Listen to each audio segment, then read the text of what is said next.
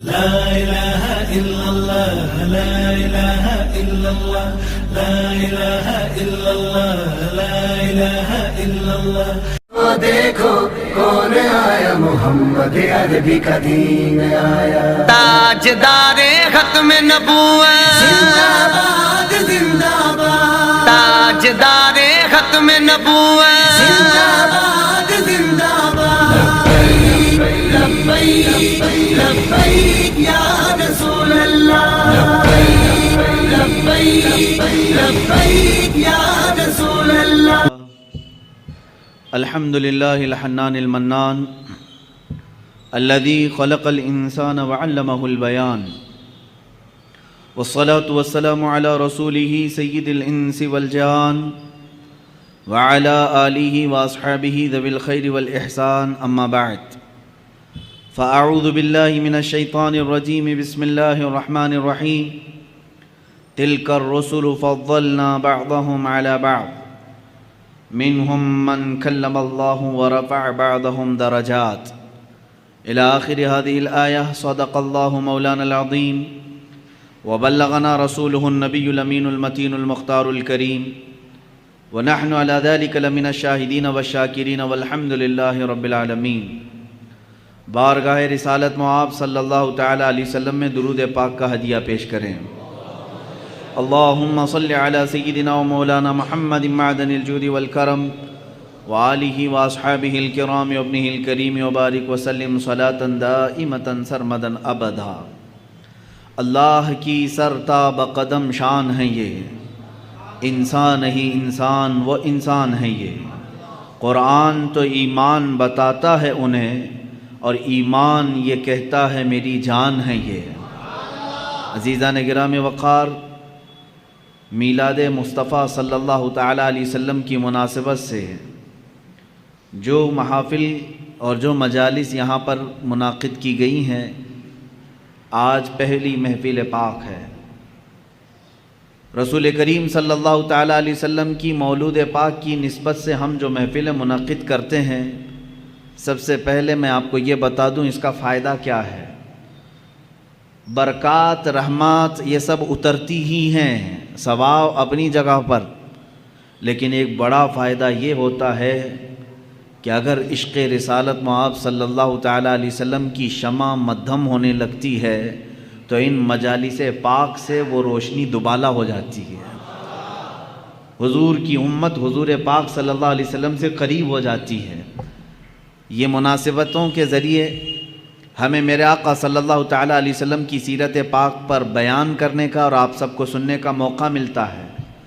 ہر نوجوان بلکہ ہر بچہ اور ہر بوڑھا رسول کریم صلی اللہ تعالیٰ علیہ وسلم کے اخلاق و کردار کو سنتا ہے اور اس نبی پاک سے محبت کا جذبہ اس کے دل میں بڑھتا جاتا ہے اس لیے کہ امام غزالی رحمۃ اللہ تعالیٰ علیہ نے اپنے ملفوظات میں ارشاد فرمایا آپ سے جب سوال ہوا کہ امت جب قسم پرسی کے عالم میں ہو امت کے اوپر برا وقت آئے تو اس کا علاج کس طرح سے کیا جائے تو آپ نے فرمایا انہیں محبت رسول اور عشق رسول میں اور بڑھا دیا جائے پوچھا گیا یہ کیسے ممکن ہے محبت رسول اور عشق رسول کوئی ایسا تیل ہے کہ جو ڈال دیں تو آدمی اس سے بڑھ جائے اس کی محبت میں اضافہ ہو جائے آپ نے فرمایا دو چیزوں سے اس کے دل میں محبت رسول بڑھ جاتی ہے پہلی چیز یہ ہے کہ وہ درود مبارکہ کی کثرت کرے دوسری چیز یہ ہے کہ وہ سیرت مصطفیٰ کو زیادہ سے زیادہ پڑھے یا سنے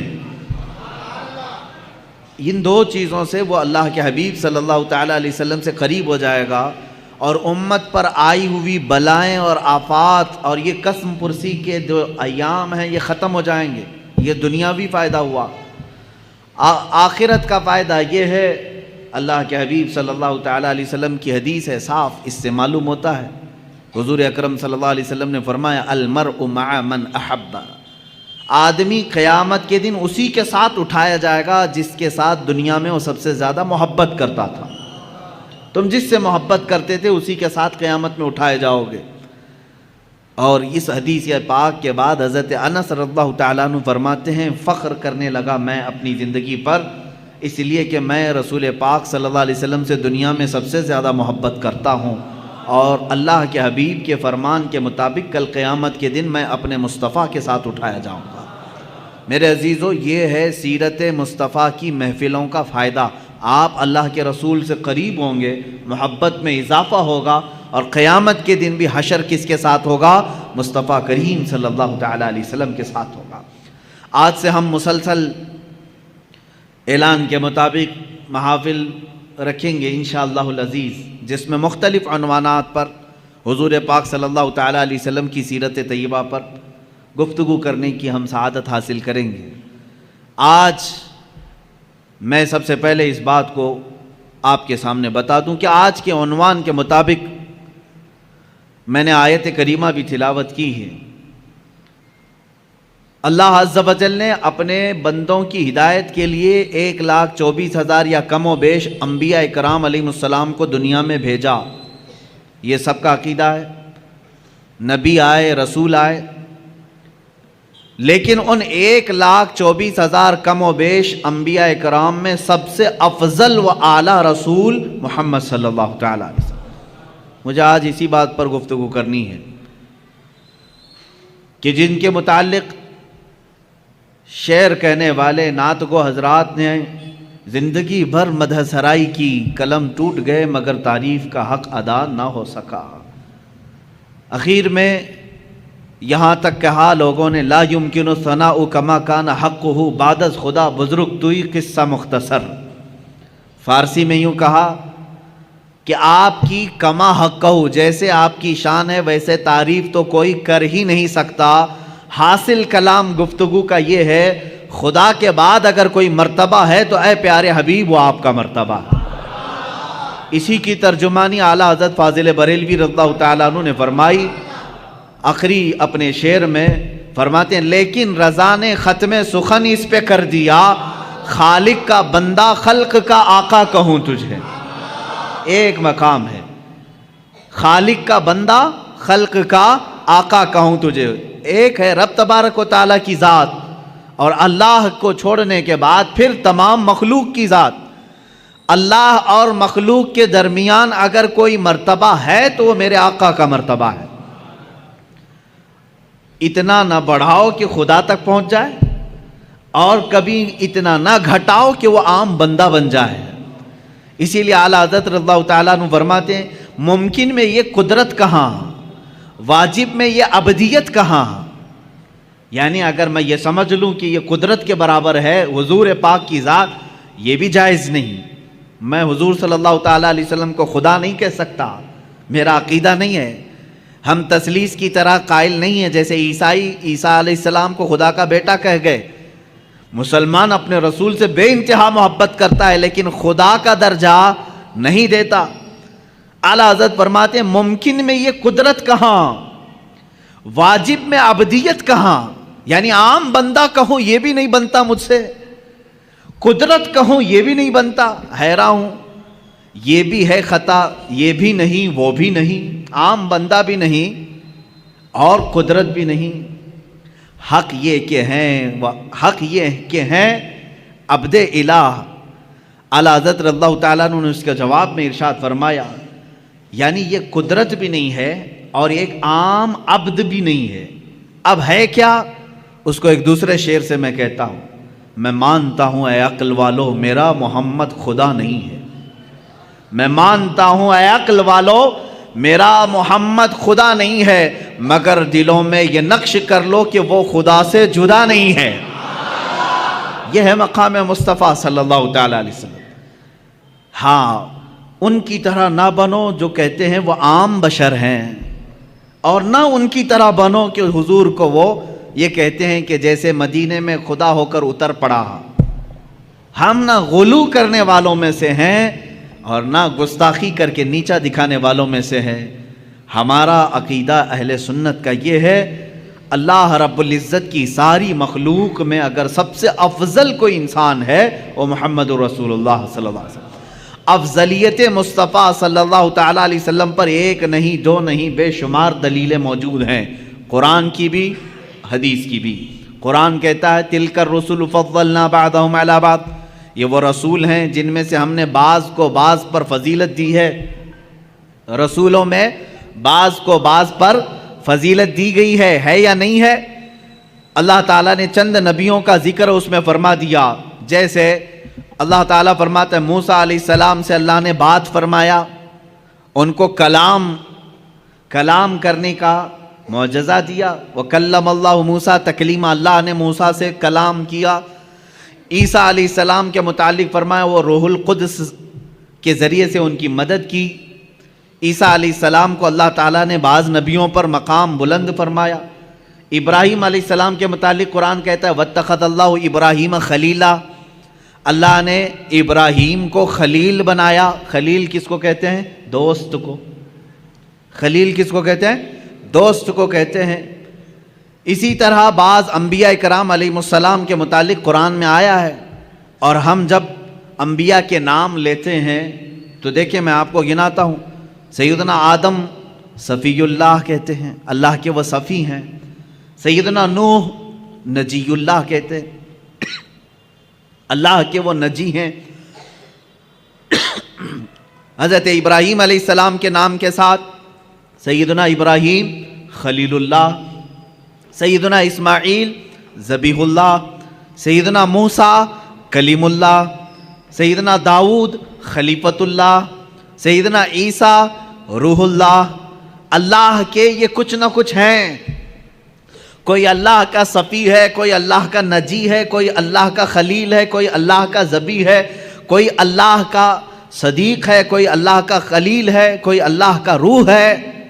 لیکن جب میرے آقا صلی اللہ تعالیٰ علیہ وسلم کے لیے اللہ نے فرمایا تو کیا فرمایا؟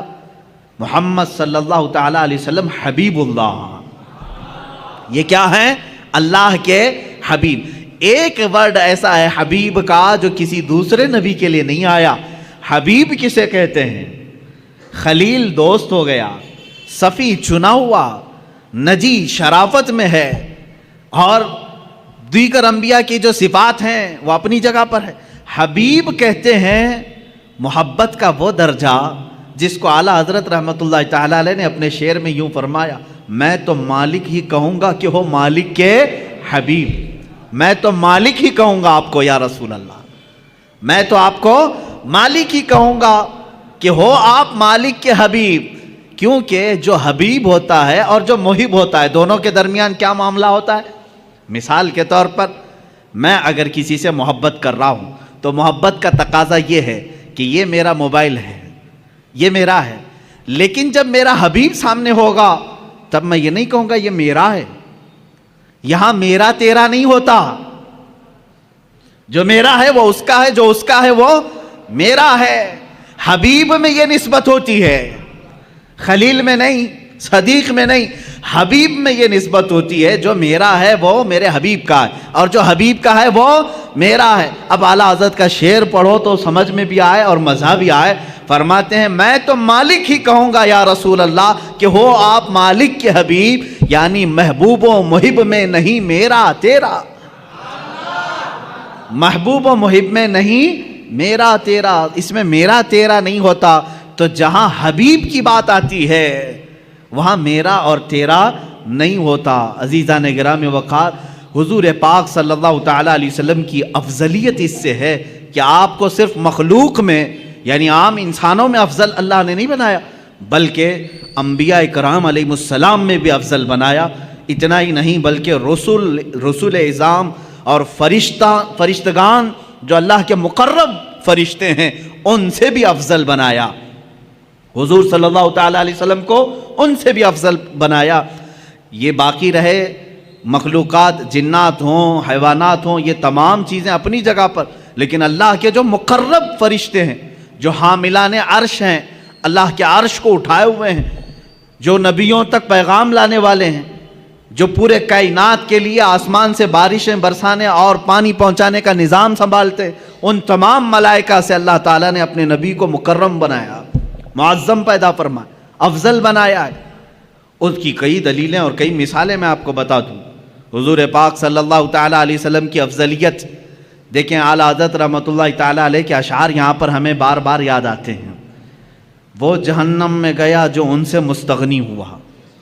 مستغنی کہتے ہیں جو یہ کہے نہیں مجھے رسول کی کوئی ضرورت نہیں، مستغنی کہتے ہیں اس کو کہتے ہیں جو یہ کہے بے نیاز ہوں میں. وہ جہنم میں گیا جو ان سے مستغنی ہوا، ہے خلیل اللہ کو حاجت رسول اللہ کی. انبیاء کرام علیہ السلام کو رسول اللہ کی حاجت رہی ہے. کیسے؟ اب شروع سے چلتا ہوں میں. سب سے پہلے انسان، سب سے پہلے نبی، سب سے پہلے رسول آدم علیہ الصلاۃ والتسلیم ہے. جب آدم علیہ الصلاۃ والتسلیم کی پیدائش ہوئی، ولادت ہوئی، تو جانتے ہیں آپ ولادت کے احوال اور قوائف پڑھیں تو تفاسیر میں یہ بات ملتی ہے کہ زمین سے مختلف علاقوں کی مٹی لائی گئی، فرشتوں نے لا کر کے گوندھا، جنت کے پانی سے اسے گوندھا گیا اور اس کے بعد ایک شکل بنائی گئی. شکل بنانے کے بعد یہ تو جسم کی شکل ہوئی، اللہ رب العزت نے اب اس میں روح ڈالنی تھی. روح کیا چیز ہے؟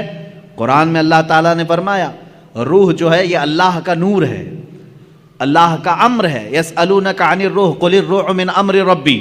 اللہ نے فرمایا کہ روح جو ہے اللہ کا حکم ہے یا اللہ کا نور ہے. نور جب یہ جسم میں ڈالنا ہوا، کس میں؟ آدم علیہ السلام کے جسم پاک میں، جس کو فرشتوں نے گوندھا تھا مٹی سے اور پانی سے، اور اس کو آگ سے تپا کر کے گرم کیا گیا تھا. 4 عناصر اس کے اندر رکھے گئے تھے. اب آدم علیہ السلام کے روح ڈالنی تھی جسم کے اندر، تو بزرگان دین نے لکھا ہے کہ روح کو ڈالا گیا، روح باہر آ گئی، کیونکہ روح نور ہے اور جسم مٹی سے بنا ہوا اندھیرا ہے. اندھیرا اور نور ایک جگہ جمع نہیں ہوتے. نور آیا تو اندھیرا نہیں ہوگا، اور اندھیرا ہے تو اس کا مطلب نور نہیں ہے. روح کا اور جسم کا ملاپ کیسے ہو؟ روح باہر آئی، پھر ڈالا گیا، وہ باہر آئی. روح کہنے لگی کہ مولا اس میں گھبراہٹ ہے، اندھیرا ہے، روح کو اس میں قرار پانا ہے. بزرگان دین ائمہ تفاسیر نے لکھا ہے کہ اللہ تعالیٰ نے روح کو اس کے اندر قرار رکھنے کے لیے آدم علیہ السلام کی پیشانی میں نور محمدی کو رکھا، مصطفیٰ کریم صلی اللہ تعالیٰ علیہ وسلم کے نور پاک کو رکھا، اور پھر روح کو ڈالا گیا. آدم علیہ السلام کے جسم پاک میں روح آئی. آپ کو پہلی مرتبہ ایک چھینک آئی اور آپ نے الحمدللہ کہا. یہاں سے ہے انسان کے سانس لینے کی ابتدا.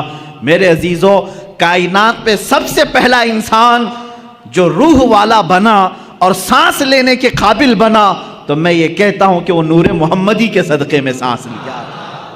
سانس لیا ہے کس کی بدولت؟ نور محمدی کے بدولت. مصطفیٰ کریم صلی اللہ تعالیٰ علیہ وسلم کا نور پاک آدم علیہ السلام کی پیشانی میں رکھا گیا. اب یہ نور جو ہے منتقل ہوتے ہوئے میرے آقا صلی اللہ علیہ وسلم کے والد ماجد تک آیا ہے.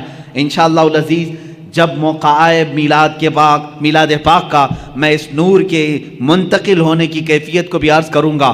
آدم علیہ الصلوۃ والتسلیم کی بیداری کس کی بدولت؟ نور محمدی کی بدولت.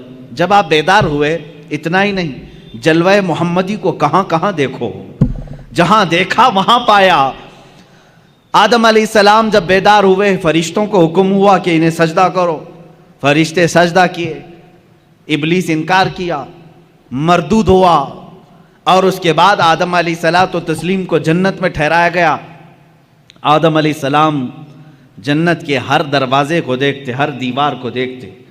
فرماتے ہیں ہر دروازے پر، ہر دیوار پر لکھا ہوا تھا لا الہ الا اللہ احمد رسول اللہ. آسمانوں میں میرے نبی کا نام کیا ہے؟ احمد ہے. زمینوں میں میرے آقا کا نام محمد ہے. عزیزان گرامی، آدم علیہ السلام نے جگہ جگہ پر کیا نام دیکھا؟ حضور پاک صلی اللہ علیہ وسلم کا نام رب ذوالجلال کے نام کے ساتھ. آپ سنیے، یہ خیال آپ کے دل میں تھا، سوال بھی کیا آپ نے مولا سے، اے رب ذوالجلال تیرے نام کے ساتھ یہ ایک دوسرا نام کس کا ہے؟ اللہ رب العزت نے فرمایا وہ میرے حبیب کا نام ہے. وہ کہاں رہتا ہے؟ اللہ نے فرمایا وہ تو تیری ہی نسل میں بآخری زمانے میں پیدا ہوگا. یہ بات آئی گئی. آدم علیہ الصلوۃ والتسلیم کو اللہ تعالیٰ نے جنت میں ٹھہرانے کے بعد حکم فرمایا تھا، آپ کے جسم پاک سے حوا کو پیدا کیا گیا اور اس کے بعد حکم ہوا کہ تم دونوں جنت میں ٹھہری رہو، لیکن ایک درخت تھا جنت میں جس کے قریب جانے سے اللہ نے منع فرمایا تھا، لا تقربا هذه الشجرہ، اس درخت کے قریب مت جانا۔ اللہ بہتر جانتا ہے وہ کیا حکمت تھی اس درخت کے متعلق، بڑے الگ الگ اقوال ہیں وہ کون سا درخت تھا، کس پھل کا درخت تھا، لیکن بس اتنا تھا کہ اللہ نے وہاں جانے سے منع کیا تھا۔ ابلیس جو کہ شیطان ہو چکا تھا، اللہ نے اسے راندہ بارگاہ کر چکا تھا اور مردود بنا دیا تھا۔ ابلیس کا کام یہ تھا کہ وہ چیلنج کر دیا تھا اپنے رب تعالیٰ سے کہ میں اب آدم اور اس کی پوری اولاد کو گمراہ کرتا رہوں گا۔ اللہ تعالیٰ نے فرمایا کہ تجھے قیامت تک کا موقع ہے، جتنے لوگوں کو گمراہ کر سکتا ہے کر۔ ابلیس وہیں سے ابتدا کرتا ہے، آدم علیہ السلام سے ہی وسوسے ڈالنا شروع کیا۔ فوسوس لہما الشیطان، قرآن میں ہے ان دونوں کو وسوسہ ڈالا شیطان نے۔ کس کو؟ آدم علیہ السلام اور حضرت حوا کو، ہماری ماں کو اور ہمارے باپ کو وسوسہ ڈالا یہ کہہ کر کے کہ تمہیں معلوم ہے اس درخت کے قریب جانے سے کیوں منع کیا ہے تمہیں اللہ نے؟ انہوں نے پوچھا کیوں؟ کہا اگر تم یہ درخت کا پھل کھا لو گے الا ان تکونا ملکین او تکونا من الخالدین، اس نے کہا کہ اگر تم یہ پھل کھا لو گے تو یا تو بڑے معزز فرشتے بن جاؤ گے یا تو ہمیشہ جنت میں ہی رہو گے، اور جو نہیں کھاتا وہ جنت سے نکل جائے گا۔ ان کو ایسا لگا کہ جنت چھوڑنا نہیں چاہیے۔ تو ہو سکتا ہے انبیاء کرام علیہ السلام کی بات ہے، میں بڑے ادب سے یہاں کہوں گا، آدم علیہ السلام اور حضرت بی بی حوا کے درمیان بات چیت ہوئی، آخر کار وہ پھل کھا لیے، قریب بھی گئے، پھل کھا بھی لیے، اور اللہ رب العزت کا عتاب ہوا۔ اللہ نے فرمایا اب اترو تم زمین پر جاؤ۔ زمین پر اتار دیا گیا، دونوں کو الگ الگ اتارا گیا۔ حضرت آدم علیہ السلام کو اللہ تعالیٰ نے سرندیب پہاڑ پر اتارا، بی بی حوا کو جدہ میں عرب کے علاقے میں اتارا، دونوں الگ الگ زندگی گزارتے رہے، لیکن آدم علیہ السلام کو اس پھل کے کھانے پر افسوس رہا، روتے رہے، توبہ کرتے رہے، بار الہ تو نے منع کیا تھا میں کھا لیا، تو مجھے معاف کر۔ آدم علیہ السلام سب سے زیادہ رونے والوں میں شمار ہوتے ہیں، اتنا روئے تھے کہ تقریباً 300 سال کا عرصہ گزر گیا تھا۔ آدم علیہ السلام نے بے انتہا آہو بکا کی اللہ کی بارگاہ میں۔ اب مجھے جو بات عرض کرنی ہے یہ پورے واقعے میں وہ اب حاصل کلام یہ ہے، آدم علیہ السلام 300 سال روتے رہے، جنت میں رہے، جنت سے اترے، زمین پر آئے، 300 سال رہے، روتے رہے، اللہ کی طرف سے کوئی پیغام نہیں، توبہ قبول ہوئی نہیں ہوئی اس کے متعلق کوئی اشارہ نہیں۔ 300 سال کے بعد خود اللہ قرآن میں فرماتا ہے ہم نے آدم کے دل میں ایک بات ڈال دی۔ وہ بات کیا تھی؟ فَتَلَقَّى آدَمُ مِن رَبِّهِ كَلِمَاتٍ، اللہ نے اپنے آدم علیہ السلام نے اپنے رب سے کچھ کلمات سیکھ لیے۔ وہ کلمات کیا تھے؟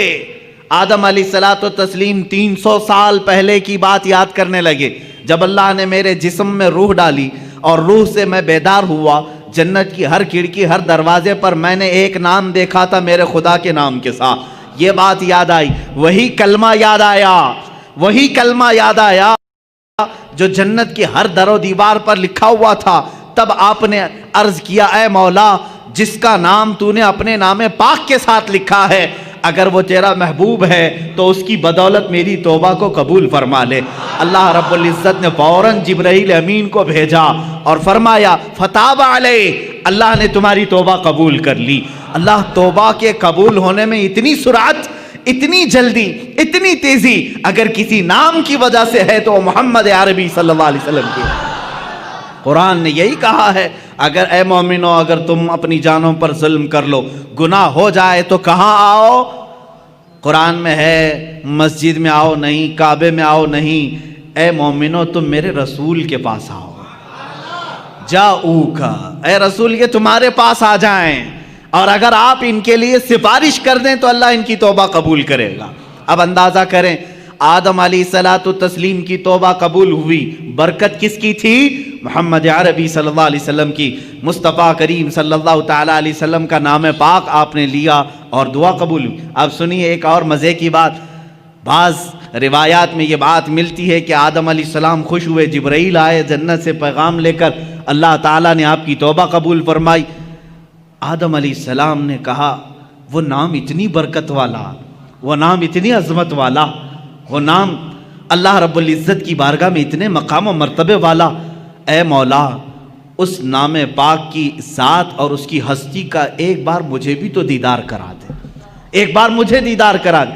جو لوگ یہ کہیں کہ حضور پاک صلی اللہ علیہ وسلم کو 40 سال کے بعد نبوت ملی تھی، وہ یہ بات سنیں، ابھی دنیا وجود میں ہی نہیں آئی، کوئی بچے نہیں ہوئے آدم علیہ السلام کے، تب آدم علیہ السلام عرض کر رہے مولا اس شکل محمدی کو میں دیکھنا چاہتا ہوں جس کی بدولت میری دعا قبول ہوئی۔ اللہ تبارک و تعالیٰ نے آدم علیہ السلام سے فرمایا کہ تم اپنے دونوں انگوٹھوں کے ناخنوں میں دیکھو، یہ بیان کیا ہے کہ دونوں انگوٹھوں کے ناخنوں میں آپ نے دیکھا حضور پاک صلی اللہ تعالیٰ علیہ وسلم کا نور پاک ان کے انگوٹھوں میں رکھا گیا۔ آدم علیہ السلام نے بڑھ کر کے اس کو چوما اور اپنی آنکھوں سے لگا لیا۔ یہ ہمارا بھی آج طریقہ ہے۔ ظاہر سی بات ہے اصلی اولاد وہی ہے جو اپنے باپ کے طریقے پہ چلتی ہے۔ محمد صلی اللہ تعالیٰ علیہ وسلم، ہم کس کے طریقے پر چل رہے ہیں؟ باپ کے طریقے پر چل رہے ہیں۔ جو باپ کا نہ ہو اسے تکلیف ہو۔ ہم آدم علیہ السلام کی آل میں ہیں، اولاد میں ہیں، ہم اپنے باپ کے طریقے پر چل رہے ہیں۔ عزیزان گرامی وقار، مجھے یہاں پر افضلیت مصطفیٰ عرض کرنی ہے، میرے آقا صلی اللہ تعالیٰ علیہ وسلم کی بات میں کمپیر اور موازنہ کر کے نہیں دکھا سکتا، کیونکہ حضور صلی اللہ علیہ وسلم نے فرمایا اس طرح نہ کرو کہ ایک نبی کو گراؤ دوسرے نبی کو بڑھاؤ۔ سارے انبیاء کرام علیہ السلام نبوت اور رسالت میں برابر ہیں، لیکن کچھ خصوصیتیں اللہ نے ان کو عطا کی ہیں۔ اس کا مطلب یہ نہیں کہ ہم کسی بھی دوسرے نبی کی توہین کریں گے، ہرگز نہیں۔ ہر نبی کا اپنا مقام ہے، ہر نبی کا اپنا ایک مقام و مرتبہ ہے، لیکن میرے مصطفیٰ صلی اللہ علیہ وسلم کی شان پاک الگ ہے۔ اعلیٰ حضرت فاضل بریلوی رحمۃ اللہ تعالیٰ علیہ نے فرمایا ہے خدا کی رضا چاہتے ہیں دو عالم۔ ساری دنیا کس کی رضا چاہتی ہے؟ آپ کیا کہتے ہو، کیا چاہتے ہو؟ اللہ ہم سے راضی ہو جائے۔ کون نہیں کہتا؟ انبیاء کہہ رہے ہیں اللہ راضی ہو جائے، اولیاء کہہ رہے ہیں اللہ راضی ہو جائے، جنات کہہ رہے ہیں اللہ راضی ہو جائے، فرشتے کہہ رہے ہیں اللہ راضی ہو جائے، حتیٰ کہ نباتات، حیوانات سارے یہ کہتے ہیں اللہ راضی ہو جائے۔ خدا کی رضا چاہتے ہیں دو عالم، خدا چاہتا ہے رضائے محمد۔ یہ ہے میرے آقا کا مقام، خدا چاہتا ہے رضائے محمد۔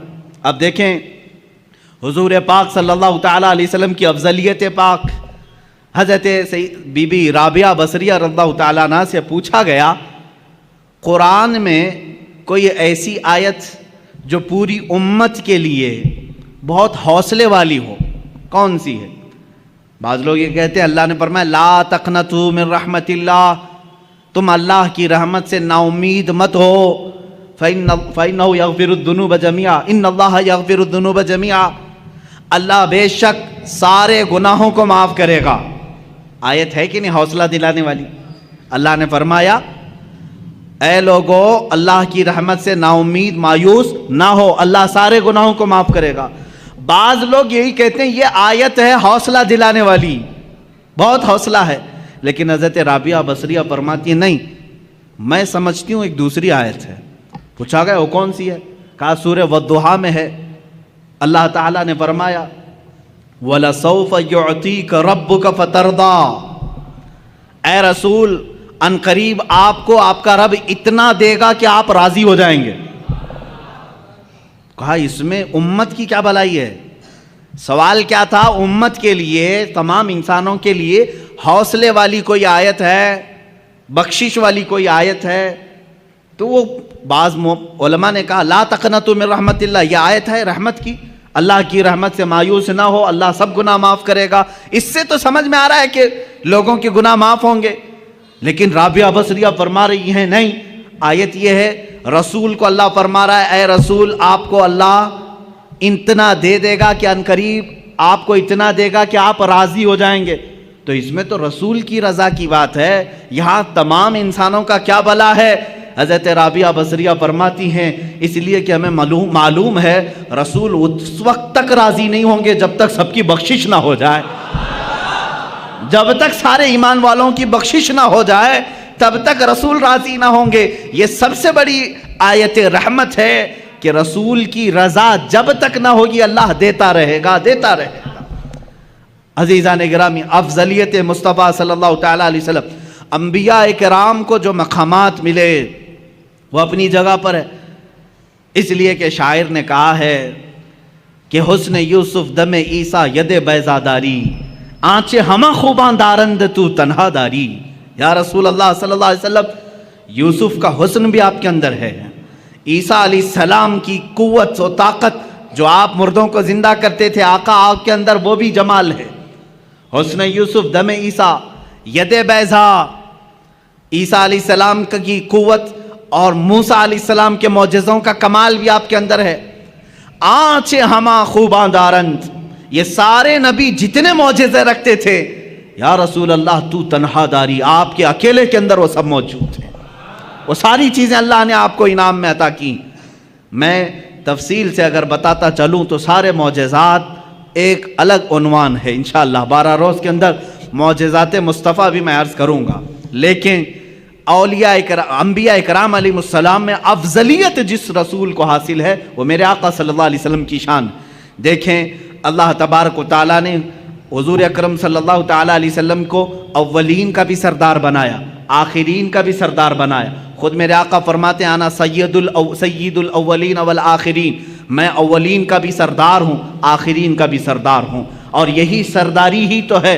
سب سے بڑی افضلیت کہاں ثابت ہوتی ہے؟ اس وقت جب اللہ رب العزت معراج میں اپنے حبیب کو بلا رہا ہے۔ ایک طرف لن ترانی ہے، ایک طرف لن ترانی قرآن میں آئی ہوئی آیت میں بتا رہا ہوں۔ موسیٰ علیہ السلام اللہ رب العزت کی بارگاہ میں بار بار یوں عرض کر رہے تھے، ربی ارینی، اے اللہ تو مجھے اپنا جلوہ دکھا دے، اے اللہ تو مجھے اپنا دیدار کرا دے۔ اللہ فرماتا ہے لن ترانی، اے موسیٰ تو ہرگز مجھے نہیں دیکھ سکے گا۔ لن عربی میں تاکید کے لیے آتا ہے، نفی تاکید، کہ تم ہرگز نہیں دیکھ سکو گے۔ کس کو کہا جا رہا ہے؟ موسیٰ علیہ السلام۔ آپ نے بار بار اصرار کیا تو اللہ تعالیٰ نے فرمایا ٹھیک ہے، کوہ طور پر آ جاؤ، کوہ طور پر آ جاؤ، نالین نیچے اتارو۔ موسیٰ علیہ السلام کو کیا کہا جا رہا ہے؟ نالین، چپل اپنے نیچے اتارو، کوہ طور پر آؤ، اور اللہ رب العزت اپنی پوری ذات نہیں، اپنی ایک تجلی کا اظہار تم پر کرے گا۔ اگر دیکھ سکو تو دیکھ لو، اس کے بعد دوسری منزلیں ہوں گی۔ قرآن کی آیت ہے 9ویں پارے کی، اللہ فرماتا ہے فلما تجلی ربہ للجبل جعلہ دکا وخر موسیٰ صعقا۔ اللہ تعالیٰ نے حکم فرمایا موسیٰ سامنے والے پہاڑ کی طرف دیکھتے رہو، اس درخت کی طرف جو پہاڑ کے اوپر ہے۔ اس درخت پر اللہ رب العزت نے اپنے جمال کی، جلال کی تجلیات میں سے سوئی کے ناکے سے بھی کم، سوئی کا ناکہ ہوتا کتنا ہے؟ بہت چھوٹا سا، سوئی کی انی، اس سے بھی کم حصہ اپنی تجلی کا، اپنی نور کا ظاہر فرمایا۔ قرآن کہتا ہے جعلہ دکا، پورا پہاڑ زلزلہ میں تبدیل ہوا، زلزلے میں آ گیا، پورا پہاڑ جل گیا۔ وخر موسیٰ صعقا، اور غش کھا کر کے موسیٰ علیہ السلام زمین پر گر گئے، غش کھا گئے، دیکھ نہیں سکے کس چیز کو؟ جو سوئی کے ناکے کے برابر رب ذوالجلال کی تجلی تھی۔ فلما افاق قال سبحانک تبت الیک، جب وہ بیدار ہوئے، موسیٰ علیہ السلام نے کہا اے اللہ تیری بلندی ہو، تیری پاکی ہو، میں رجوع کرتا ہوں اپنی اس بات سے جو پہلے کہہ رہا تھا کہ اللہ تو مجھے دکھا دے۔ پھر دوبارہ انہوں نے یہ بات نہیں کہی کہ اے اللہ تو مجھے دکھا دے، اے اللہ تو مجھے اپنا دیدار کرا دے۔ یہ تو موسیٰ علیہ الصلوۃ والتسلیم کی شان ہے، کیونکہ اللہ تعالیٰ نے فرمایا کسی بشر میں یہ طاقت نہیں کہ وہ براہ راست اپنے رب کو دیکھ سکے، کسی بشر کے اندر یہ آنکھیں دی نہیں گئیں کہ وہ براہ راست اپنے پیدا کرنے والے خالق کو دیکھ سکے۔ لیکن یہی معاملہ جب میرے آقا کے ساتھ ہوا، 26 رجب المرجب ہے، اللہ کے حبیب صلی اللہ تعالیٰ علیہ وسلم اپنے دولت قدے پر حضرت ام ہانی کے گھر پر آرام فرما رہے ہیں، جبرائیل امین آئے اور آ کر کے میرے آقا صلی اللہ تعالیٰ علیہ وسلم کو بیدار کر رہے ہیں، تو بیداری کا طریقہ بھی بتایا گیا ہے. انہوں نے اپنی پیشانی حضور کے تلووں سے لگائی. ٹھنڈک سے آپ بیدار ہوئے. پوچھا جبرائیل اس وقت آنا کس بات کا ہے؟ جبرائیل نے کہا اللہ تعالیٰ آپ کو آسمانوں کی سیر کرانا چاہتا ہے. جنت، دوزخ، عرش، کرسی، لوح و قلم کے دیدار کرانا چاہتا ہے. اے رسول گرامی وقار، آج آپ کی معراج کا وقت ہے، آپ کی معراج کی شب ہے. اللہ تعالیٰ آپ کو اپنی زیارت کرانا چاہتا ہے. حضرت جبرائیل امین نے جب یہ کہا، حضور اکرم صلی اللہ تعالیٰ علیہ وسلم اٹھے، بیدار ہوئے اور وہاں سے مسجد حرم شریف تشریف لے گئے. براق آپ ہی کے لیے بنائی گئی سواری، اس پر اس سے پہلے نہ کوئی سوار ہوا نہ ان کے بعد کوئی سوار ہوا. یہ حضور کی خصوصیات میں سے ہے. براق کی تیز رفتاری ایسی تھی جہاں تک ایک نگاہ پہنچتی ہے وہاں اس کا پہلا قدم ہوتا تھا. براق کی تیز رفتاری. رسول کریم صلی اللہ تعالیٰ علیہ وسلم اس پر جلوہ فرما ہو کر آسمانوں کے سفر پر گئے. لیکن اس سفر میں میرے آقا کی افضلیت تمہیں جگہ جگہ میں بتاؤں. اللہ اکبر. حرم پاک سے مسجد اقصیٰ تک کا سفر تو قرآن میں اللہ نے بیان کیا ہے. سبحان الذی اسری بعبدہ لیلا من المسجد الحرام الی المسجد الاقصیٰ. پاک ہے وہ ذات جس نے اپنے بندے کو رات کے ایک چھوڑے سے وقت میں مسجد حرم سے مسجد اقصیٰ تک کا سفر کرایا. مسجد اقصیٰ کسے کہتے ہیں؟ بیت المقدس جو فلسطین میں ہے، جو ہمارا قبلہ اول ہے. پہلے ہم اسی کی طرف منہ کر کے نماز پڑھتے ہیں. حضور پاک صلی اللہ تعالیٰ علیہ وسلم مسجد اقصیٰ گئے تو سفر کے درمیان یہاں مسجد اقصیٰ آنے کا کیا مطلب ہے، کیا وجہ ہے؟ یہاں آئے حضور پاک صلی اللہ تعالیٰ علیہ وسلم تو دیکھا آپ تنہا نہیں تھے. آدم علیہ السلام سے لے کر عیسیٰ علیہ السلام تک جتنے نبی دنیا میں آئے سب کے سب وہاں جمع تھے. سب کے سب جمع تھے. حضور پاک صلی اللہ علیہ وسلم جیسے ہی تشریف لائے سبوں نے حضور اکرم صلی اللہ علیہ وسلم کا استقبال کیا. اللہ کے حبیب صلی اللہ تعالیٰ علیہ وسلم پیدا ہونے کے اعتبار سے سب سے آخری زمانے میں آئے ہیں، لیکن جب مسجد اقصیٰ میں گزر رہے تھے تو سب سے آگے مصلی پر آپ تشریف فرما تھے. سب سے پہلے آپ مصلی پر تشریف لے گئے. آپ نے انبیاء کرام علیہ السلام کی امامت فرمائی. اب یہ ایک الگ نماز ہے، جبکہ نماز تو معراج کے بعد ہم کو ملی. وہ نماز انبیاء کی مخصوص نماز تھی، وہ تو صرف میرے آقا کی امامت دکھانی مقصود تھی. اس نماز کو نہ میں جمعہ سے تشبیہ دے سکتا ہوں نہ عید سے تشبیہ دے سکتا ہوں، اس لیے کہ نہ دنیا میں ایسی کوئی نماز ہوئی ہے نہ ہوگی جس کا امام سید الانبیاء اور مقتدی سارے رسول، سارے انبیاء. ایسی نماز کہاں؟ وہ خود اپنی اپنی شریعتوں کے مالک، اپنی اپنی امتوں کے آقا، لیکن آج میرے نبی کی اقتداء میں مقتدی بنے ہوئے تھے. لیکن اس نماز کا ایک الگ حال ہے. حضور نے امامت فرمائی. امام ہی خطبہ دیتا ہے یا نہیں؟ جمعہ میں جو نماز پڑھایا وہی خطبہ دے رہا ہے، عید میں جو نماز پڑھایا وہی خطبہ دے رہا ہے. لیکن اس نماز کا حال ایسا نہیں تھا. حضور نے امامت تو فرمائی، خطبہ سب سے پہلے آدم علیہ السلام نے دیا، پھر ابراہیم علیہ السلام نے دیا، پھر اسماعیل علیہ السلام نے دیا، پھر موسیٰ علیہ السلام نے دیا، پھر عیسیٰ علیہ السلام نے دیا. کئی انبیاء کرام علیہ السلام خطبہ دے رہے تھے. یہ کیا خطبہ تھا؟ ہر نبی آتے تھے محمد عربی صلی اللہ علیہ وسلم کی تعریف بیان کرتے تھے. میرے عزیزوں، پھر کہتے ہو مولود کی محفل شرک و بدعت ہے. ان انبیاء کرام کو کیا فتویٰ دو گے جو نبی بازو بیٹھے ہیں اور ان کی تعریف میں وہ مدح سرائی کر رہے ہوں؟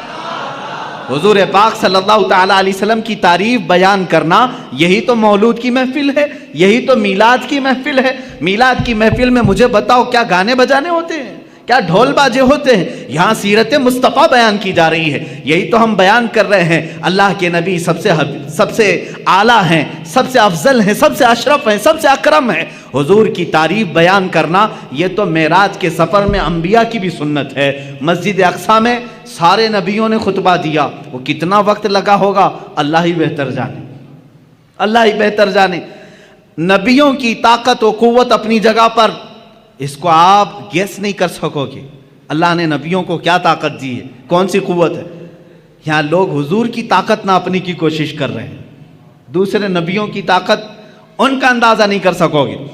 نماز ادھر پڑھائی، جلسہ ختم ہوا، حضور پاک صلی اللہ علیہ وسلم پھر سفر پر روانہ ہوئے. کہاں؟ اب آسمانوں کا سفر تھا. جبکہ فرمایا گیا ہے آسمانوں کا سفر براق پر، اور وہ بھی تیز رفتار براق. لیکن حدیث میں یہ ملتا ہے میرے آقا صلی اللہ تعالیٰ علیہ وسلم پہلے آسمان پر جب پہنچے، دروازہ کھٹکھٹایا گیا. آسمان کا دروازہ ہے، یہ اللہ بہتر جانے. فرشتوں نے دروازہ کھولا اور جیسی پہلے آسمان پر آپ گئے، میرے آقا فرماتے میں نے آدم علیہ السلام سے ملاقات کی. کس سے؟ آدم علیہ السلام سے ملاقات کی. آدم علیہ السلام وہاں استقبال کے لیے تھے. ہر آسمان پر اللہ کے نبی صلی اللہ علیہ وسلم نے ایک ایک نبی سے ملاقات کی. حضرت یوسف علیہ السلام سے، حضرت عیسیٰ علیہ السلام سے. ساتویں آسمان پر حضرت ابراہیم علیہ السلام تھے. یہ ہر آسمان پر ایک ایک نبی سے ملاقات کی اور ان نبیوں نے وہاں میرے آقا کا استقبال کیا. کہیں دہن کے گھوڑے دوڑاؤ تو ادھر کے ادھر ہو جاؤ گے، خیالات اور اپنے عقل کو دوڑاؤ گے تو ادھر کے ادھر ہو جاؤ گے. مولانا ابھی تو آپ کہہ رہے تھے رسول سارے نبیوں کی امامت کر رہے تھے، اور ابھی آپ کہہ رہے ہیں کہ وہاں آسمانوں پر مل رہے تھے. بات تو ہے نا؟ ہاں، تو مجھے تو ظاہر واضح کرنا ہی پڑے گا. ہاں یقیناً مسجد اقصی میں امامت میرے آقا کر رہے تھے، نبی اقتدا کر رہے تھے، اور آسمانوں میں بھی انبیاء پہنچے تھے. حضور پاک صلی اللہ تعالیٰ. اب یہاں کہیں ایسی تو بات نہیں کہ حضور کی رفتار دھیمی ہے اور دوسرے نبیوں کی رفتار اور تیز ہے، وہ پہلے پہنچے ہوئے حضور سے. یہ خیال آئے گا، کوئی یہ سوال کرے گا دوسرے رسول تو میرے نبی سے پہلے پہنچ گئے تھے آسمانوں پر، حضور تو بعد میں آئے. میرے عزیز، یہ سفر کو تمہیں سمجھنا ہوگا. یہ سفر عام سفر نہیں ہے، عام سفر نہیں ہے. یہ سفر ایسا ہی ہے جیسا کوئی دولہا اپنے گھر سے نکلتا ہے. دولہا جب اپنے گھر سے نکلتا ہے، کیونکہ ہم نے شروع سے دیکھا ہے اس سفر کو. دیکھتے ہیں آپ، جیسے ہی آپ دولہا بنے، ہمارے ہاں گھوڑوں اور گھوڑیوں کا رواج تو ہے نہیں. یو پی وغیرہ میں آپ جائیں گے تو آج بھی دولہے گھوڑی پر بیٹھتے ہیں سنور کر کے. ہاں، آپ وہ گھوڑی پر بیٹھتے ہیں اور آپ یہاں گاڑی پر بیٹھتے ہیں. بات ایک ہی ہے. جیسے ہی دولہا سج کر سنور کر تیار ہو کر گھر سے نکلتا ہے، ماں باپ ہوتے ہیں، رشتہ دار ہوتے ہیں، کھڑے رہتے ہیں، بھائی بہن. گھر سے جب دولہا رخصت ہو رہا ہوتا ہے، گاڑی میں بٹھانے سے پہلے اس کا صدقہ اتارا جاتا ہے. اور جب دولہا بہت خوبصورت لگتا ہے، ماں کہتی ہے سبحان اللہ، باپ کہتا ہے سبحان اللہ، بھائی کہتے ہیں سبحان اللہ. کہنا بھی چاہیے، اللہ اس کو نظر سے محفوظ رکھے. دولہے کو دیکھ کر کہتے ہیں سبحان اللہ، بہت اچھا لگ رہا ہے، ماشاء اللہ بہت اچھا لگ رہا. کہتے ہیں نہیں؟ اب میرے عزیز، اس سفر کے شروعات میں دولہا جب تیار ہوتا ہے تو رشتہ دار اس کو سبحان اللہ کہتے ہیں. لیکن جب میرے آقا صلی اللہ تعالیٰ علیہ وسلم اپنے گھر سے اٹھائے گئے اور مسجد حرم میں آپ کا سینہ پاک دھویا گیا اور آپ کو سواری پر بٹھایا گیا. اب یہاں نہ کوئی رشتہ دار ہے. میرے آقا صلی اللہ علیہ وسلم تو یتیم تھے، والد بھی نہیں اور والدہ بھی نہیں تھی، اور آپ کے بھائی نہیں تھے، بہنیں نہیں تھیں. اب یہاں اس دولہے کو کون کہے؟ سواری پر بیٹھا ہے. تب ہم نے قرآن کے 15ویں پارے کو پڑھا. اللہ فرما رہا ہے سبحان الذی اسریٰ بعبدہ. یہ پارہ ہی یہاں سے شروع ہوتا ہے. کوئی اور نہیں کہے گا محبوب، تمہارا خدا کہے گا سبحان اللہ. پاک ہے وہ ذات جس نے تمہیں سوار کرایا ہے. یہ اور شان ہے میرے مصطفیٰ کی. ہم گاڑی پر گھوڑے پر بیٹھیں، رشتہ دار سبحان اللہ کہیں. میرا نبی اگر سواری پر بیٹھے تو اللہ سبحان کہے، ان کا خالق خود کہے سبحان الذی. یہ سفر جو ہے باراتی اور دولہوں کا ہے. کبھی آپ نہیں دیکھتے کہ یہاں پر بھائی بہن سب تو دیکھ رہے تھے گاڑی پر بیٹھنے کے بعد، لیکن جب دولہا حال میں پہنچا ہے تو وہاں دیکھا یہی بھائی یہی بہنیں سب پہلے سے پہنچے ہوئے ہیں. کیوں؟ اس لیے کہ دولہے کا استقبال کرنا ہے. یہ سفر دولہے کا استقبالی سفر ہے. یہی میرے عزیزو، جب میرے آقا معراج کے سفر میں تھے، یہاں امامت تو کی مسجد اقصی میں، خطبے تو سب کے سنے، لیکن جب آسمانوں پر پہنچنا تھا تو حضور کا جو گھوڑا تھا براق ہے، وہ دھیمی رفتار سے چل رہا تھا جیسے دولہے کی سواری چلتی ہے. اور انبیاء پہلے سے پہنچے ہوئے تھے، اس لیے نہیں کہ وہ نبی سے زیادہ رفتار رکھتے ہیں، اس لیے پہنچے تھے کہ دولہے کا انہیں استقبال کرنا تھا. یہ سفر کی حکمت ہے. میرے آقا صلی اللہ تعالیٰ علیہ وسلم کی یہ شان، آپ کی افضلیت ہر نبی نے تسلیم کی. قرآن نے خود ان نبیوں سے وعدہ لیا ہے. عزیزان گرامی وقار، اسی سفر میں آپ کو یہ بھی بتا دوں اللہ کے حبیب صلی اللہ تعالیٰ علیہ وسلم آسمانوں کا سفر کیے، جنت آپ کو دکھائی گئی، دوزخ کے نظارے کروائے گئے، اور اس کے بعد ایک مقام ایسا آیا سدرہ کے بعد جبرائیل امین نے کہا اب جائیں، آپ کا سفر ہے، جہاں سے جبرائیل کا بھی سفر نہیں تھا۔ رسول کریم صلی اللہ علیہ وسلم وہ پہلے شخص ہیں جنہوں نے سدرہ کے آگے کا سفر کیا۔ حضور پاک صلی اللہ تعالیٰ علیہ وسلم جس جگہ گئے اس کو کہتے ہیں لامکاں۔ لامکاں کا مطلب ہے جس جگہ کا کوئی نام ہی نہیں، تم نام نہیں رکھ سکتے اس کا۔ جنت کا ایک نام ہے، دوزخ کا ایک نام ہے، عرش کا ایک نام ہے، کرسی ایک نام ہے۔ حضور نے اس جگہ کا سفر کیا جس کو لامکاں کہتے ہیں، اس کا نام ہی نہیں۔ اب ہم نام نہیں رکھ سکتے اس جگہ کا، وہ کہاں ہے یہ وہی جانے جو سفر کیا ہو یا جس نے سفر کرایا ہو۔ اللہ رب العزت نے اپنے قرب کی منزلوں سے آپ کو ہمکنار فرمائے، یہاں تک کہ میرے آقا صلی اللہ تعالیٰ علیہ وسلم معراج کی شب ارشاد فرماتے ہیں میں نے اپنے ماتھے کی آنکھوں سے اپنے رب کی تجلیات کو دیکھا، اللہ رب العزت کی ذات کو دیکھا۔ کیسے دیکھا؟ دور سے دیکھا، بلکہ قرآن کہتا ہے فَكَانَ قَابَ قَوْسَيْنِ أَوْ أَدْنَىٰ، یہ سورہ نجم کی آیتیں، کان قاب قوسین او ادنا۔ قوسین کہتے ہیں تیر، معلوم ہے بان اور تیر جو یہاں پر ہوتی ہے۔ فرمایا قرآن نے دو کمان کے اندر تیر رکھ کر کے مارتے ہیں نا، دو کمانوں سے کم کا فاصلہ تھا، اتنے قریب میرا حبیب آیا۔ اور کیسے دیکھا؟ موسیٰ علیہ السلام نے کوہ طور پر جو دیکھا وہ بہت چھوٹی سی تجلی تھی، اور کیسے ابھی پورا دیکھ ہی نہیں پائے تھے، پلک جھپک رہے تھے، تبھی غش کھا کر گرے۔ اور اللہ کے حبیب صلی اللہ علیہ وسلم کیسے دیکھے؟ نبی سے نہیں، قرآن سے ہی پوچھیں۔ سورہ نجم میں اللہ فرماتا ہے ما زاغ البصر وما طغى، ایسا دیکھا حبیب نے کہ نہ کبھی آنکھ جھپکی نہ پلٹی، اپنے رب کو دیکھتے رہے۔ لقد رأى من آیات ربہ الکبریٰ، اپنے رب کی نشانیوں کو دیکھتے رہے جیسے پوری آنکھیں کھلی رکھ کر کے کوئی دیکھتا ہے۔ کون یہ؟ کس نے دیکھا؟ یہ موسیٰ سے پوچھے کوئی، کس نے دیکھا؟ یہ موسیٰ سے پوچھے کوئی، آنکھ والوں کی ہمت پہ لاکھوں سلام۔ اسی لیے میرے اعلیٰ حضرت نے فرمایا ہے اب رسول پاک صلی اللہ تعالیٰ علیہ وسلم نے ذات خداوندی کو اپنے ماتھے کی آنکھوں سے دیکھا تھا۔ اب یہاں موسیٰ علیہ السلام کے دربار میں پھر آتا ہوں۔ موسیٰ علیہ السلام نے بہت چھوٹی تجلی دیکھی، لیکن کمال اتنی تجلی دیکھنے کے بعد بھی یہ کمال تھا کہ روایات یہ بتاتی ہیں موسیٰ علیہ السلام کی اب آنکھ میں آنکھ ڈال کر کے کوئی دیکھ نہیں سکتا تھا، اتنا جلال تھا، اتنا جلال تھا۔ اور موسیٰ علیہ السلام فرماتے ہیں رات کے اندھیرے میں 3 میل دور، 3 میل کا مطلب وہ 4.5 کلومیٹر، 4.5 کلومیٹر دور تک اگر کسی پتھر پر کوئی کالی چیونٹی چل رہی ہو، موسیٰ علیہ السلام فرماتے ہیں میں اس کو آرام سے دیکھ سکتا ہوں۔ 3 میل دور رات کے اندھیرے میں کالی چیونٹی کسی کالے پتھر پر رینگ رہی ہو، موسیٰ علیہ السلام فرماتے ہیں میری آنکھیں اسے آرام سے دیکھ سکتی ہیں۔ یہ جلوہ تھا اس ہلکی سی تجلی کو دیکھنے کا، اس ہلکی سی تجلی کو دیکھنے کا۔ اور جس نے سراپا خدا کی ذات کو دیکھا اس کی آنکھوں کے نور کا حال کیا ہوگا۔ اسی لیے میرے اعلیٰ حضرت نے فرمایا اور کوئی غیب کیا تم سے نہاں ہو بھلا، جب نہ خدا ہی چھپا تم پہ کروڑوں درود۔ اعلیٰ حضرت رحمۃ اللہ تعالیٰ علیہ نے فرمایا ہے یا رسول اللہ دل فرش پر ہے تیری نظر، سر عرش پر ہے تیری گزر، دل فرش پر ہے تیری نظر، ملکوت و ملک میں نہیں کوئی شے وہ جو تجھ پہ آیا نہیں۔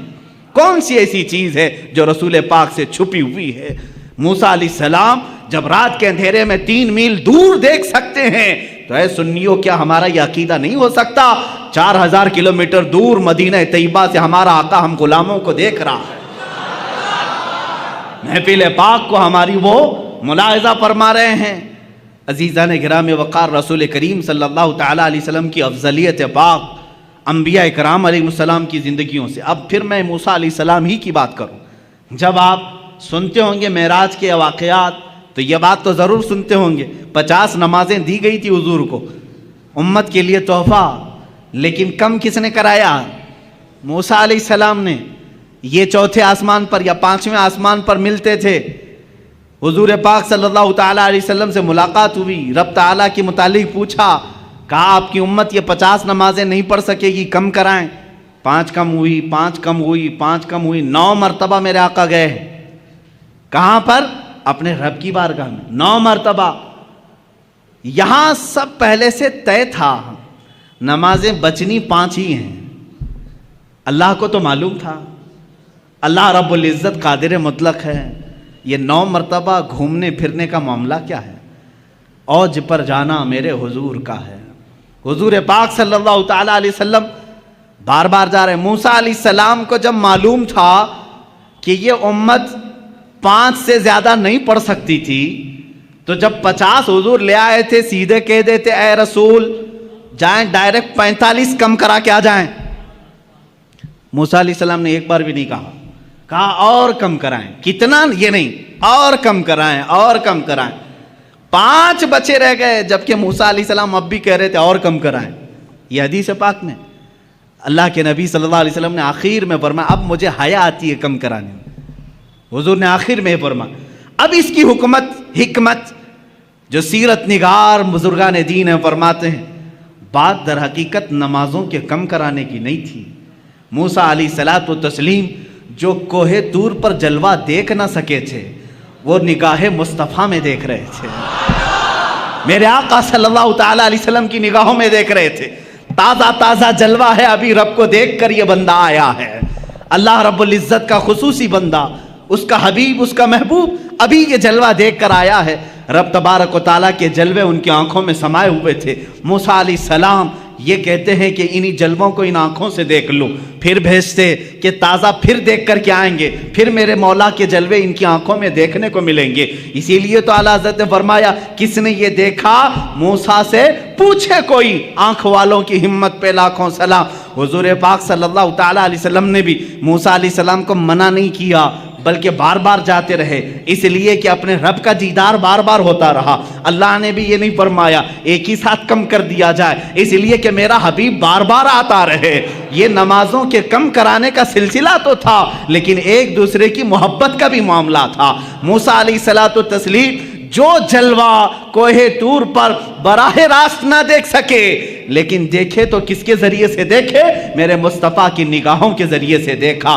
اسی لیے اعلیٰ حضرت نے فرمایا وہ جہنم میں گیا جو ان سے مستغنی ہوا، ہے خلیل اللہ کو، میں کہتا ہوں ہے کلیم اللہ کو حاجت رسول اللہ کی، ہے کلیم اللہ کو حاجت رسول اللہ کی۔ ہر نبی کو رہی ہے میرے مصطفیٰ کی حاجت، ہر نبی کو رہی ہے میرے آقا صلی اللہ تعالیٰ علیہ وسلم کی حاجت۔ اور یہ بات آپ سنیں گے قیامت کے دن انشاءاللہ، اذهبوا الی غیری ہر نبی کہے گا، اور سارے کہیں گے ایک ہی ہے جو آج سفارش کر سکتا ہے، تمہاری بھی کرے گا اور ہماری بھی کرے گا، وہ نام ہے محمد عربی صلی اللہ علیہ وسلم کا۔ عزیزان گرامی وقار، مصطفیٰ کریم صلی اللہ تعالیٰ علیہ وسلم کی افضلیت پاک، ابراہیم علیہ السلام کو اللہ نے خلیل بنایا، لیکن اپنے نبی کو کیا بنایا؟ حبیب بنایا۔ اللہ کے رسول کیا ہیں؟ حبیب ہیں۔ اور ان کے بعد اب یہاں پر حضور پاک صلی اللہ تعالیٰ علیہ وسلم کے صبر کو لیں، شکر کو لیں، آپ کے تمام جلال موسوی کو، جمال عیسوی کو، حسن یوسفی کو لیں، سب چیزوں میں ایک نرالی شان دکھتی ہے۔ حسن کی بات آئی ہے تو عرض کروں، یوسف علیہ السلام کو حسن جو ہے معجزے میں ملا تھا۔ معجزہ کسے کہتے ہیں؟ معجزہ وہ جو عام انسان کی سمجھ میں نہ آئے، عام انسان کی سمجھ میں نہ آ سکے۔ یوسف علیہ السلام اتنے حسین تھے، اتنے حسین کہ لوگ یہ سمجھتے تھے، سوچتے تھے کیا انسان بھی ایسا ہو سکتا ہے؟ اتنا حسین۔ لوگ آج فلمیں بنا کر کے ان کا کیریکٹر دکھا رہے ہیں، تم کہاں سے یوسف کا ثانی لا سکو گے؟ نہیں پیدا کر سکو گے۔ بلکہ ان کے زمانے کے لوگ تو یہ کہتے تھے ہمیں تو یہ لگتا ہے فرشتہ ہے، بعض تو کہتے تھے کہ فرشتہ ہے، انسان ایسا کیسے ہو سکتا ہے؟ حسن جو ان کو ملا تھا، جمال، وہ معجزہ تھا، معجزہ تھا یوسف علیہ السلام کا حسن۔ اور بڑے واقعات ہیں قرآن پاک میں، پورا سورہ یوسف ہے۔ ان کے جمال پر کون کون فریفتہ نہیں تھا؟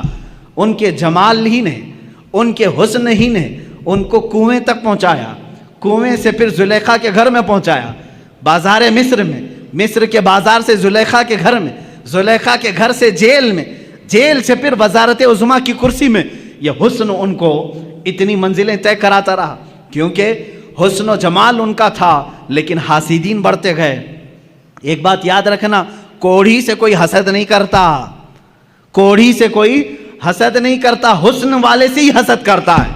اگر تمہارا کوئی حاسد ہے تو شکر کرو اللہ کی بارگاہ میں، کوئی تو نعمت ہے میرے اندر اس لیے حسد کر رہا ہے۔ کوڑ والے سے کون حسد کرے گا؟ جو کھوڑ پھٹ کا ہوتا ہے اس سے حسد نہیں کیا جاتا، حسن والے سے حسد ہوتا ہے۔ جس کے پاس کوئی دولت ہو اس سے حسد ہوتا ہے۔ بہرحال یوسف علیہ السلام اس کے شکار ہوتے رہے، لیکن ان کے حسن کے متعلق قرآن کا مشہور واقعہ، زلیخا بہت فریفتہ تھیں، وارفتہ تھی یوسف علیہ السلام پر۔ عورتیں تانا دینے لگیں کہ یوسف جوان ہے، زلیخا شادی شدہ عورت ہے، شادی شدہ ہونے کے باوجود ایک نوجوان کے حسن کے چکر میں پڑ گئی۔ ان تمام تانوں کو سن کر کے زلیخا نے ایک دعوت کی تھی۔ دعوت میں شہر کی امیر عورتوں کو بلایا تھا، سب کے ہاتھوں میں ایک لیمو اور ایک چھری دی تھی، کہا میں جب کہوں تب یہ کاٹ دینا۔ یوسف علیہ السلام کو سجا سنوار کر کے اس نے اس کمرے میں بلایا۔ جب وہ آئے تو یوسف علیہ السلام کمرے میں جیسے داخل ہوئے، زلیخا نے کہا اے عورتوں، اے بیبیوں، اپنے لیمو کاٹ دو۔ عورتیں وہ حسن یوسف کو پہلی بار دیکھ رہی تھی اور یوسف علیہ السلام کا جمال دیکھنے میں ایسے ماہ ہو گئیں، غرق ہو گئیں، ڈوب گئیں کہ لیمو چھوٹ گیا، انگلیاں کٹ گئیں، چاروں انگلیاں کٹ گئیں، تیز چاقو دیر ہوگی، سب کٹ گئی۔ یوسف علیہ السلام جب چلے گئے تب انہیں لگا ارے انگلیاں کٹ گئیں۔ مجھے یہ بتاؤ، یہ واقعہ آپ نے سنا تھا نا؟ قرآن کا واقعہ ہے، سورہ یوسف 12ویں پارے میں یہ موجود ہے، جا کر پڑھ لینا۔ یہ حسن یوسف ہے، لیکن آؤ حسن مصطفیٰ کے دربار میں۔ میرے آقا صلی اللہ تعالیٰ علیہ وسلم کا جمال کیا تھا؟ میرے آقا صلی اللہ تعالیٰ علیہ وسلم کے جمال کے متعلق خود میرے آقا فرماتے ہیں، ان اخی یوسف اصبح وانا ملیح۔ یوسف علیہ السلام نہایت ہی گورے رنگ کے تھے۔ میرے آقا کی زبان سے پہلے سنتے ہیں نا حضور کا حسن کیسا ہے۔ یوسف علیہ السلام، حضور خود فرماتے ہیں میرے بھائی یوسف، کیونکہ سارے نبی آپس میں بھائی ہیں۔ حضور فرماتے ہیں میرے بھائی یوسف اجلی رنگت کے تھے اور اللہ نے مجھے گلابی رنگت عطا کی ہے۔ اجلی رنگت اور گلابی رنگت میں تھوڑا فرق ہے۔ اجلی رنگت جیسے ظاہر سی بات ہے، سورج جب دوپہر کے وقت آ جائے ہر کوئی اس پر نگاہیں ٹکا کر نہیں رکھ سکتا، دیکھ نہیں سکتا، ہے تو بہت اجلا لیکن دیکھنے کی تاب سب کی نہیں ہوتی۔ لیکن وہی رات کی ٹھنڈی وقت جب چاند طلوع ہوتا ہے، چاند کی بھی روشنی سفید ہے لیکن ٹھنڈک اتنی ہے کہ اس پر نگاہیں باندھ کر دیکھی جا سکتی۔ یہ میرے آقا صلی اللہ علیہ وسلم کے حسن کا انداز تھا کہ یوسف علیہ السلام کو دیکھے کوئی تو ان کے آنکھوں کو ہو سکتا ہے ایک بار ان کا حسن خیرہ کر جائے، لیکن میرے آقا کو دیکھنے والے کی حالت یہ ہوتی کہ وہ نگاہیں بند کرنا بھول جاتا، دیکھتا ہی رہتا، یہاں تک کہ معبد کے متعلق آپ نے سنا ہوگا، مدینے کے راستے میں رہنے والی ایک خاتون، وہ ہر گزرنے والے کی ضیافت کرتی تھی، اس راستے سے جو بھی گزرتا تھا اس کو اپنے گھر سے کھانا کھلاتی تھی، دودھ پلاتی تھی۔ معبد، یہ مکہ سے مدینے کے بیچ میں جو راستہ ہے وہاں گھر تھا معبد کا۔ ہجرت کا جب موقع تھا میرے آقا کا، حضور صلی اللہ علیہ وسلم اور حضرت ابو بکر اسی راستے سے گزر رہے، رات کا وقت تھا، معبد کا گھر آیا۔ حضرت ابو بکر نے کہا آقا یہ بڑی مہمان نواز عورت ہے، بہت اچھی ضیافت کرتی ہے، ایک رات یہاں رک جاتے ہیں۔ اللہ کے نبی وہاں رک گئے۔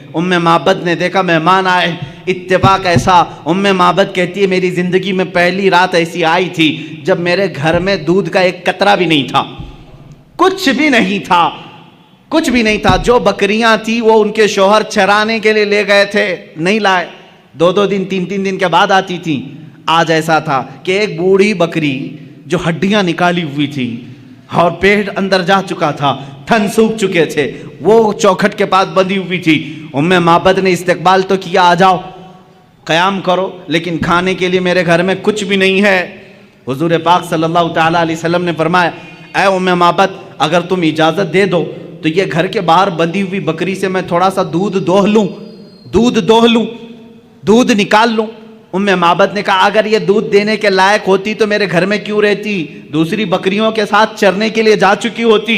حضور پاک صلی اللہ تعالی علیہ وسلم نے فرمایا تم ہمیں اجازت دے دو, بکریوں کا دودھ نکالنا ہمارا کام ہے. اللہ کے حبیب صلی اللہ تعالی علیہ وسلم سے اس نے کہا اگر قطرہ دو قطرہ مل جائے تو نکال لو, اگر قطرہ دو قطرے مل جائیں تو دوہ لو.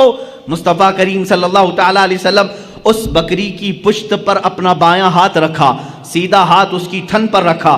صدیق اکبر فرماتے ہیں میری آنکھوں میں اچانک یہ معجزہ دکھا کہ بکری صحت و تندرست ہو گئی, توانا ہو گئی, اس کے تھن دودھ سے بھر گئے. اللہ کے حبیب صلی اللہ تعالی علیہ وسلم دودھ دوہتے رہے, نکالتے رہے, پیالے بھرتے رہے. معبد کے گھر میں جتنے پیالے تھے سب دودھ سے بھر گئے. اور اس دن معبد کہتی ہے میری ساری بکریاں مل کر جو دودھ نہیں دیتی تھی, میری کمزور بوڑھی بکری نے اتنا دودھ ایک رات میں دیا تھا. وہ دودھ خود بھی پیا, ساروں کو پلایا. بلکہ معبد کہتی ہیں میں نے اپنے محلے کے سارے لوگوں کو دودھ بھیجا, پھر بھی میرے گھر میں بچا رہا. یہ رات کا قیام تھا میرے آقا کا. دوسری صبح ہوئی, حضور صلی اللہ تعالی علیہ وسلم اپنے آگے کے سفر پر روانہ ہو گئے. لیکن معبد کا دیوانہ پن اب یہاں عروج پر آیا. اب یہ فریفتہ ہو چکی تھی. ایک رات کا قیام تھا میرے آقا کا. شوہر آئے, شوہر معبد کے آئے, کہا اے معبد گھر میں بھینی بھینی خوشبو کہاں سے آ رہی ہے, یہ ہلکی ہلکی روشنی کہاں سے آ رہی ہے, گھر میں کچھ تو بدلا بدلا سا دکھ رہا ہے. معبد نے کہا کیوں نہ بدلا بدلا دکھے, کل رات ایک عجیب سا مہمان ہمارے گھر آیا تھا, بہت عظیم مہمان تھا. اب جو مجھے عرض کرنا ہے وہ معبد کے الفاظ ہیں. پوچھا کون آیا تھا؟ اتفاق کی بات ہے معبد نے حضور کا نام ہی نہیں پوچھا تھا. کون ہیں آپ یہ پوچھا ہی نہیں تھا. وہ سب سے پوچھتی تھی لیکن حضور سے پوچھا ہی نہیں تھا, کیونکہ وہ اس وقت بڑی شرمندہ تھی کہ گھر میں کچھ نہیں ہے. اس نے تھوڑی دیر سوچا اور اپنے سے ہی نام خود بنا لیا. اپنے شوہر سے کہا کل رات جو آیا تھا اس کا نام مبارک تھا, کل جو آیا تھا اس کا نام مبارک تھا. عربی میں کہتے ہیں برکت دینے والے کو مبارک. اپنے سے نام رکھ لیا. کہا اچھا مبارک آیا تھا. شوہر نے کہا مبارک کیسا تھا؟ معبد نے کہا بس نہ پوچھو کیسا تھا. دور سے دیکھو تو ایسا لگتا ہے قریب ہے, قریب سے دیکھو تو ایسا لگتا ہے کہ حسن کا سارا نظام اسی چہرے میں جمع ہے. اور جب وہ بات کرے تو ان کے زبان سے مشک و عنبر کی خوشبو آئے, جب وہ مسکرائے تو دانتوں سے ایسی روشنی کہ گھر میں اجالا ہو جائے, جب وہ پانی پیے تو ایسا لگے کہ پانی اترتا ہوا گلے سے نظر آئے, اور اپنے ہاتھ کسی سے ملائے تو ایسے لگے جیسے ریشم کا کپڑا کسی میں رکھا گیا ہو. ان کے ہر عضو کو, ان کے جسم کو, ان کے جمال کو وہ بیان کرتی رہی. میرے پاس الفاظ نہیں ہیں میرے عزیزو. معبد کی حدیث پڑھو آنکھیں بھیگ جاتی ہیں. میرے نبی کا جمال وہ بیان کرتی رہی.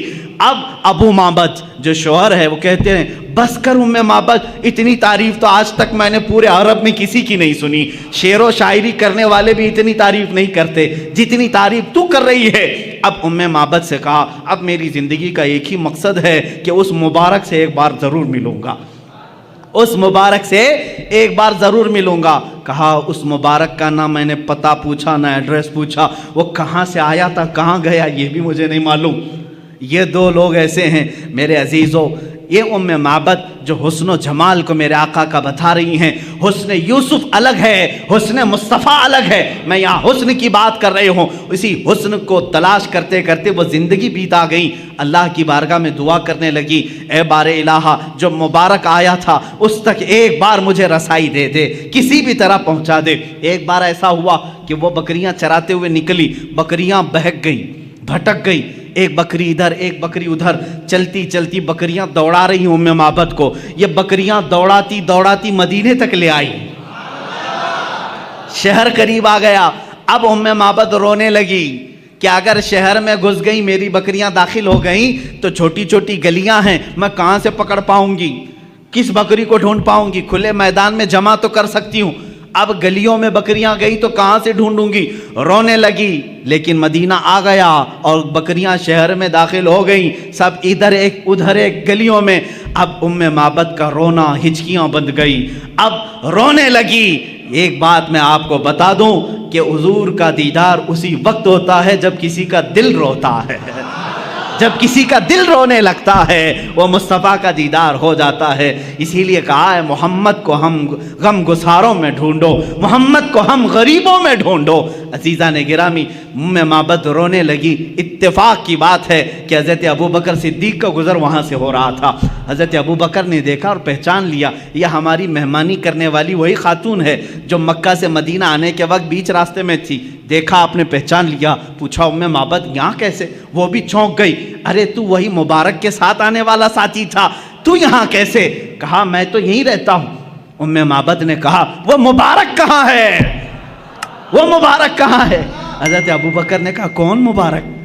کون سے مبارک کی بات کر رہی؟ کہا وہی مبارک جو تیرے ساتھ آیا تھا, ایک رات میرے گھر قیام کیا, ایک رات میرے گھر قیام کیا تھا. صدیق اکبر مسکرائے, کہا اچھا تم نے ان کا نام مبارک رکھا, اللہ نے تو ان کا نام محمد رکھا ہے, وہ محمد ہیں. حضرت ابوبکر صدیق ام معبد کو لے کر کے بارگاہ مصطفیٰ میں پہنچے. اللہ کے نبی صلی اللہ تعالیٰ علیہ وسلم کو جیسے ہی وہ اپنے آنکھوں سے دیکھنے لگی, پھوٹ پھوٹ کر کے رونا شروع کیا.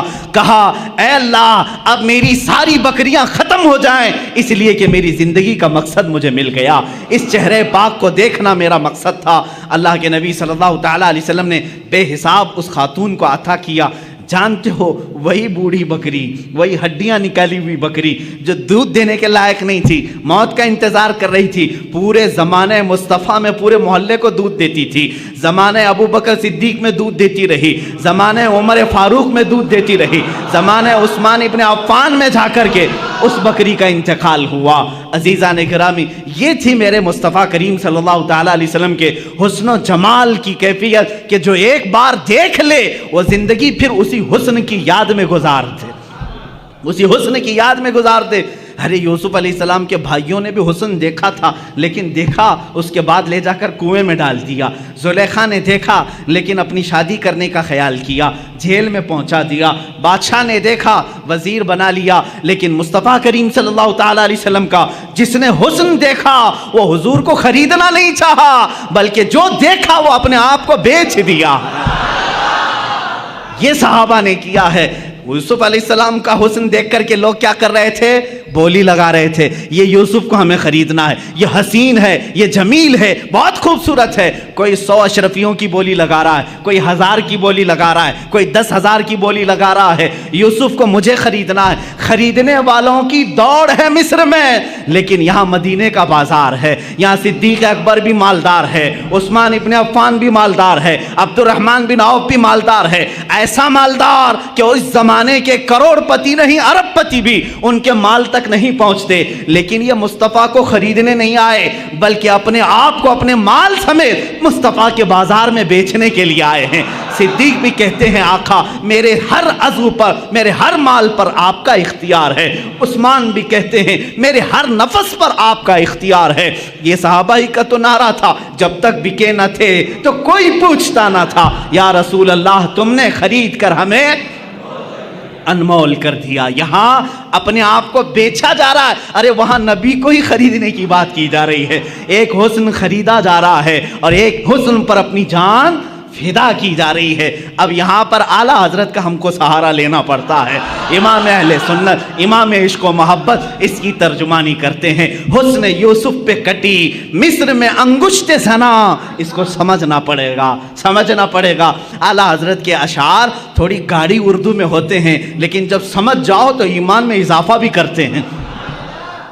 حسن یوسف پہ کٹی مصر میں انگشت زنا, سر کٹاتے ہیں تیرے نام پہ مردان عرب. یا رسول اللہ, اب یہاں پر میں بتاتا ہوں یوسف علیہ السلام کا حسن ہے, یوسف علیہ السلام کا حسن ہے. نمبر 1 حسن یوسف, اس پر کیا ہوا؟ کٹ گئیں. عورتوں نے جان بوجھ کر کے کاٹا, کیا جان بوجھ کر کاٹا؟ واقعہ میں نے سنایا. زلیخا نے بلایا, اچانک کہا کہ لیمو کاٹو, عورتوں کے ہاتھ سے لیمو گر گیا اور کٹا کیا؟ اب اس کو مجھے بتائیں, عورتوں نے کاٹا یا خود کٹی؟ کٹ گئی. ارے میاں جان بوجھ کر کے کاٹنا الگ بات ہوتی ہے, اس کے لیے ہمت کی بات ہے, جگرے کی ضرورت ہوتی ہے. ہاں انجانے میں کٹ جائے الگ معاملہ ہے. حسن یوسف کو دیکھتی رہی اور کٹ گئی ان کی انگلیاں. لیکن کس کی انگلیاں کٹی؟ عورتوں کی. کہاں کی عورتیں ہیں؟ مصر کی عورتیں ہیں۔ عورتوں کی بھی کیا کٹی انگلیاں، 5 چیزیں اعلیٰ حضرت نے ایک مصرے میں بیان کی۔ پہلا والا جو مصرع ہے کہتے ہیں حسن یوسف پہ کٹی مصر میں انگشت زنا، 5 چیزوں کو توجہ دو، کس پر کٹی؟ حسن یوسف پہ، یوسف علیہ السلام کے حسن پر عورتوں نے، مردوں نے نہیں، عورتوں نے۔ کہاں کی عورتیں؟ مصر کی عورتیں۔ کیا کاٹی؟ انگلیاں کاٹی، یعنی خود کاٹی نہیں، کٹ گئی۔ اب اس کے بدلے میں جب میرے آقا کی بارگاہ آتی ہے، امام اہل سنت فرماتے ہیں یا رسول اللہ اب یہاں پر مصر کی عورتیں نہیں، مردان عرب، جو عرب پوری دنیا میں مرکزیت رکھتا ہے، وہاں کے عرب جنگجو اور بہادر مانے جاتے ہیں، یہاں کے عرب یا رسول اللہ اب مردان عرب، زنان مصر نہیں، مصر کی عورتیں نہیں، یا رسول اللہ یہاں عرب کے مرد اور وہاں حسن پر کاٹتی ہیں، حسن پر کاٹتی ہیں۔ آقا یہاں تو صرف نام پر کاٹتی ہیں، یہاں صرف نام پر کاٹتے ہیں، عورتیں نہیں مرد۔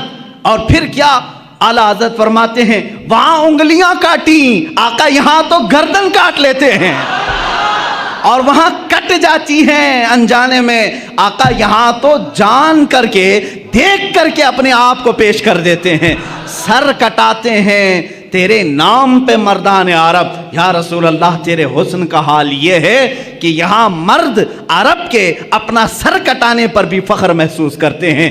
حق تو یہ ہے کہ پھر وہ کہتے ہیں جان دی ہوئی اسی کی تھی، حق تو یہ ہے کہ حق ادا نہ ہوا۔ یہ صحابہ وہی ہیں جو سولی پر چڑھائے جاتے تھے، ان کی انگلیاں کاٹی جا رہی، ہونٹ کاٹے جا رہے ہیں، آنکھوں میں سلائیاں پھیری جا رہی ہیں، کان کاٹے جا رہے ہیں اور ہاتھوں پیروں کا مسئلہ کیا جا رہا ہے، تب بھی وہ صحابہ کیا کہتے ہیں؟ رسول پاک سامنے نہیں ہیں، حسن کو دکھایا نہیں جا رہا ہے کہ دیکھیں تو انگلیاں کٹ جائیں پتہ نہ چلے، ہونٹ کٹ جائے پتہ نہ چلے، آنکھوں میں سلائیاں پھر جائیں پتہ نہ چلے۔ نہیں، میرے آقا مدینے میں ہیں، صحابی رسول باندھے گئے مکہ میں، صرف نام مصطفیٰ پر سولی پر چڑھ گئے، ہونٹ کٹ گئے، آنکھوں میں سلائیاں پھر گئی، انگلیاں کٹ گئیں، ناخن پکڑ سے کھینچے گئے، پھر بھی یہ کہتے ہیں مکہ والوں نے کہا اے خبیب اے خباب کیا اچھا ہوتا تمہاری جگہ تمہارا رسول ہوتا۔ جلال آیا، کہا اسی وقت جو جان مانگو تو جان دے دیں، جو مال مانگو تو مال دے دیں، مگر یہ ہم سے کبھی نہ ہوگا نبی کا جاہو جلال دے دیں۔ یہ صحابہ کا نعرہ تھا۔ کہتے ہیں تم کہتے ہو میری جگہ نبی ہوتے تو اچھا ہوتا، سن اے نادان، میں رسول پاک میں اپنے جسم کے ٹکڑے ٹکڑے ہو جائیں گوارا کروں گا، لیکن میرے مصطفیٰ کے تلوے ناز پر کانٹا بھی چھپے میں گوارا نہیں کرتا۔ یہ حسن مصطفیٰ کی بات ہے۔ رسول کریم صلی اللہ تعالیٰ علیہ وسلم کا حسن وہ ہے میرے عزیزو۔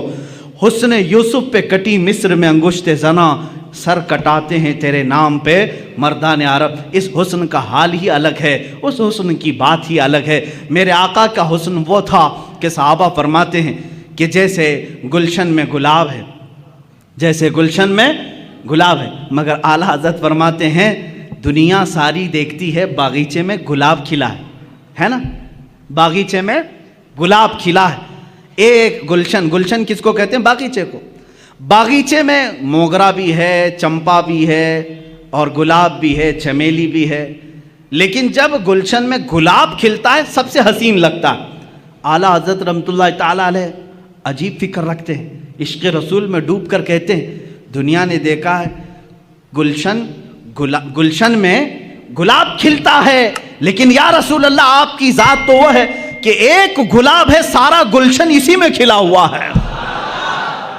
یہاں گلاب گلشن میں دیکھے ہیں ہم، گلاب میں گلشن دیکھا جا رہا ہے، اس لیے کہ آنکھیں ایک پھول کی ترجمانی کر رہی ہیں، بینی مبارکہ ایک پھول کی ترجمانی کر رہی ہیں، آپ کے لبھائے ناز ایک پھول کی ترجمانی کر رہے ہیں، چہرے اقدس میں الگ الگ ایک رنگت ہے، اور اسی لیے اعلیٰ حضرت فرماتے ہیں کہ یہاں تو ایک گلاب میں سارا گلشن سمایا ہوا ہے، حسن یوسف ہے۔ عزیزان گرامی، یہ یوسف علیہ السلام کے حسن کی بات تھی۔ جہاں آپ دوسرے نبیوں کو جو کمالات دیے گئے، ان کمالات کا اگر میں ذکر کروں، سلیمان علیہ السلام کو اللہ تعالیٰ نے فرمایا وَعُلِّمْنَا مَنطِقَ الطَّيْرِ، ہم نے سلیمان کو پرندوں کی بولیاں سکھائیں۔ پرندہ زندہ ہوتا ہے نا، اڑتا بھی ہے، دیکھتے ہیں، چین چین بھی کرتا ہے، کائیں کائیں بھی کرتا ہے، جانتے ہیں پرندے؟ اور پرندے کیا کہہ رہے ہیں یہ ہو سکتا ہے آپ کو نہیں معلوم، لیکن میرے آقا صلی اللہ تعالیٰ علیہ وسلم کی حدیثیں بھی بتاتی ہیں، قرآن میں بھی ہے، سلیمان علیہ السلام پرندوں کی بولیاں جانتے تھے، وہ سمجھتے تھے۔ تو کوئی اگر یہ سوال کرے کہ حضور صلی اللہ تعالیٰ علیہ وسلم بھی جانتے تھے یا نہیں، ارے نادان، یہ سوال ہی نہیں کرنا چاہیے، وہ ساری مخلوق کے رسول ہیں۔ اگر اپنے تمام مخلوقات کی زبان نہ جانیں تو وہ رسول کیسے ہیں؟ ہر ایک کی بولی جانتے تھے۔ ہاں اگر واقعات کی روشنی میں چاہتے ہو تو آؤ میں تمہیں بتاؤں، ہمیں تو واقعہ ملا، سلیمان علیہ السلام چیونٹی کی بات سن رہے تھے، ہدہد کی بات سن رہے تھے، قرآن میں ہے، پرندوں کی بولیاں سن رہے تھے، لیکن مولا علی کرم اللہ وجہہ الکریم فرماتے ہیں میں رسول اللہ صلی اللہ علیہ وسلم کے ساتھ مدینے کے باہر جب ایک جنگل کے کنارے جاتا تھا، ہمیشہ مجھے دور سے کسی کے صلاۃ و سلام پڑھنے کی آواز آتی تھی۔ جب بھی گزرتے تھے وہاں سے کوئی السلام علیکہ یا رسول اللہ، السلام علیکہ یا نبی اللہ کہتا تھا، میں گھبراتا تھا، اس جنگل میں، اس بیابان میں میرے نبی کو کون سلام کرتا ہے؟ جنات ہیں، پرندے ہیں، جانور ہیں۔ ایک دن پوچھ لیا، آقا اس بھرے جنگل میں آپ کو کون سلام کرتا ہے؟ رسول کریم صلی اللہ تعالیٰ علیہ وسلم نے مسکرایا، کہا اے علی یہ پہاڑ دیکھ رہے ہو؟ کہا ہاں۔ اس پر ایک پتھر ہے؟ کہا ہاں۔ اس پر کونے پر ایک جو پتھر ہے وہ پتھر روزانہ مجھ پر سلام بھیجا کرتا ہے۔ حضور صلی اللہ تعالیٰ علیہ وسلم اس کا سلام۔ اب میں یہاں بات بتاؤں، یہاں تو سلیمان علیہ السلام پرندوں کی بولیاں جانتے تھے قرآن، اور یہاں مولا علی کرم اللہ وجہہ الکریم پتھروں کی بولیاں سمجھ رہے ہیں۔ جس رسول کو وہ پتھر سلام بھیج رہا ہے، سنا کس نے پہلے؟ اس پتھر کی بولی سمجھی کس نے پہلے؟ وہ باب العلم حیدر کرار علی مرتضیٰ، وہ نبی نہیں۔ امتی جب پتھر کی بولی سمجھتا ہے تو رسول کس کی بولی نہ سمجھتے ہو؟ کس کی بولی نہ سمجھتے ہو؟ پرندوں کی بولیوں کی بات آئی، حضور پاک صلی اللہ تعالیٰ علیہ وسلم پتھر کی بولی۔ ایک بات یہ بھی سمجھ لیں آپ، پتھر تو کبھی ہم نے اڑتے ہوئے بھی نہیں دیکھا، آواز کرتے ہوئے بھی نہیں دیکھا، لیکن نبی سلام کرتے ہوئے سن رہے ہیں۔ مسجد نبوی میں میرے آقا ممبر پر کھڑے ہو کر خطبہ دے رہے ہیں، صحابہ فرماتے ہیں ہم نے دیکھا پوری مسجد میں بچے کے رونے کی جیسی آواز آنے لگی، کہیں سے کوئی بچہ رو رہا ہو، ہلکی ہلکی ہلکی آواز۔ صحابہ ادھر ادھر دیکھنے لگے، کہیں کوئی بچہ دکھا نہیں۔ تھوڑی دیر کے بعد میرے آقا صلی اللہ تعالیٰ علیہ وسلم ممبر سے اتر آئے، مسجد کے باہر دروازے کے تک پہنچے، وہاں ایک لکڑی پڑی ہوئی تھی۔ یہ وہی لکڑی ہے، یہ وہی عصا ہے جس کو حضور صلی اللہ تعالیٰ علیہ وسلم اپنے ہاتھ میں لے کر خطبہ دیتے تھے۔ جب ممبر بن گیا تو اس خود لکڑی کو آپ نے چھوڑ دیا۔ حضور صلی اللہ تعالیٰ علیہ وسلم اس لکڑی کو اٹھاتے ہیں، اپنے سینے سے لگایا، اپنے کانوں کے پاس لگایا، اور پھر اس کو پکڑ کر کے خطبے کے لیے تشریف لائے۔ صحابہ نے پوچھا بیچ خطبے میں آپ اترے، لکڑی کو اٹھایا، یہ کیا معاملہ ہے؟ حضور فرماتے ہیں تم نے جو رونے کی آواز سنی وہ اسی لکڑی کی رونے کی آواز تھی۔ یہ لکڑی میرے جدائی کے غم میں رو رہی تھی، جب تک میں اس کو ہاتھوں میں رکھتا تھا یہ خوش تھی، سارے لکڑیوں پر فخر کرتی تھی، اور جب میں نے اسے چھوڑ دیا تو یہ سسکنے لگی، رونے لگی، بلکنے لگی، اور اس کا رونا مجھ سے دیکھا نہ گیا۔ میں خطبہ چھوڑ کر ممبر سے اتر آیا، میں نے اس کو ہاتھوں میں اٹھایا، یہ مجھ سے کہنے لگی اے اللہ کے رسول، آپ نے مجھے اپنے ہاتھوں میں رکھ کر کے عزت سے نوازا تھا، میں دوسروں پر فخر کرتی، آقا مجھے ہمیشہ اپنے ساتھ رکھیں۔ میں نے اس کو اپنے ساتھ رکھنے کی بات کہی، یہ لکڑی خاموش ہو گئی۔ عزیزان گرامی، یہ وہ رسول ہیں جو بے جان لکڑی کے رونے پر بھی ممبر سے خطبے سے چھوڑ کر نیچے اتر آتے ہیں۔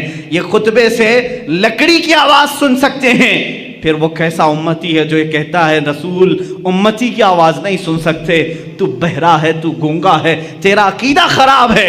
ہمارا عقیدہ تو یہ ہے رسول اگر لکڑی کے رونے کو گوارا نہیں کر سکتے، میرا عقیدہ یہ کہتا ہے امتی روئے گا، میرا نبی فریاد رسی کے لیے پہنچے گا، دستگیری کے لیے آئے گا۔ یہاں تمہیں رہنمائی حاصل کرنے کے لیے پھر بریلی کے تاجدار کے پاس پہنچنا ہوگا۔ وہ کہتا ہے عاشق رسول ہم یہاں سے پکارے وہ وہاں سے سنے، مصطفیٰ کی سماعت پہ لاکھوں سلام، دور و نزدیک کے سننے والے وہ کان لالے کرامت پہ لاکھوں سلام۔ عزیزان گرامی وقار، یہ بولیاں سمجھنے کی بات تھی۔ ایک بار مکہ مکرمہ کی ہی بات ہے یا مدینہ طیبہ کی، مکہ میں غالباً لوگوں میں ایک بات مشہور ہو گئی کہ فلاں ایک جگہ جو پتھر ہے مورتی ہے، اس کا پجاری ہے، پوجا کرتا ہے۔ اچانک ایسا ہو گیا کہ وہ حضور صلی اللہ تعالیٰ علیہ وسلم کی شان میں برے برے کلمات کہہ رہا ہے. کون؟ پتھر. مورتی بول رہی تھی، مورتی بول رہی تھی. جو پتھر کی مورتی تھی اس کی وہ پوجا کرتے تھے، عبادت کرتے تھے. مورتی بولنے لگی تو سب خوش ہو گئے جتنے دشمن تھے کہ ہاں آج ہمارا بھگوان صحیح بولا. اب تک تو ہم حضور کے بارے میں خود ہی بول رہے تھے. پتھر بولنے لگا.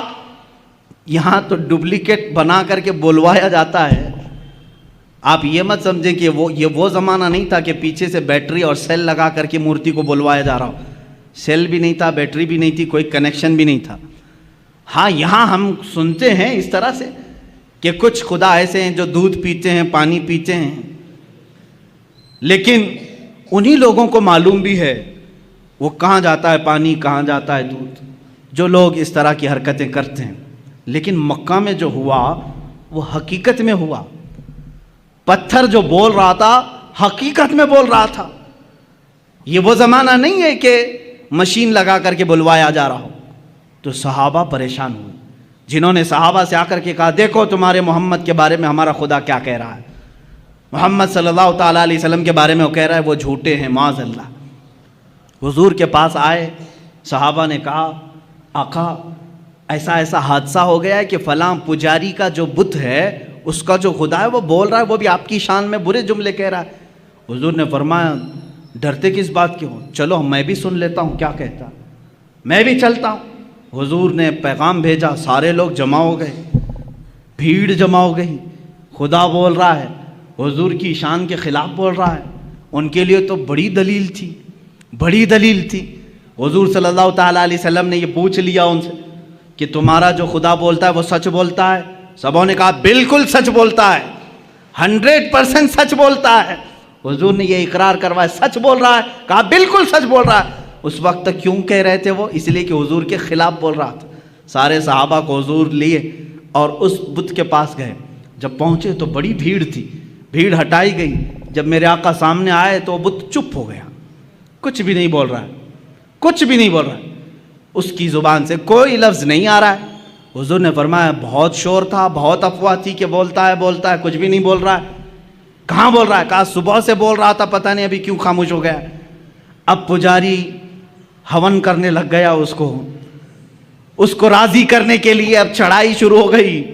اے خدا، اے میرے بھگوان، بول کچھ تو بول، عزت کی لاج رکھ لے. جس کے بارے میں بول رہا تھا وہ آ گیا، اب سامنے بول. سامنے نہیں بول رہا تھا، کچھ بھی نہیں بولا.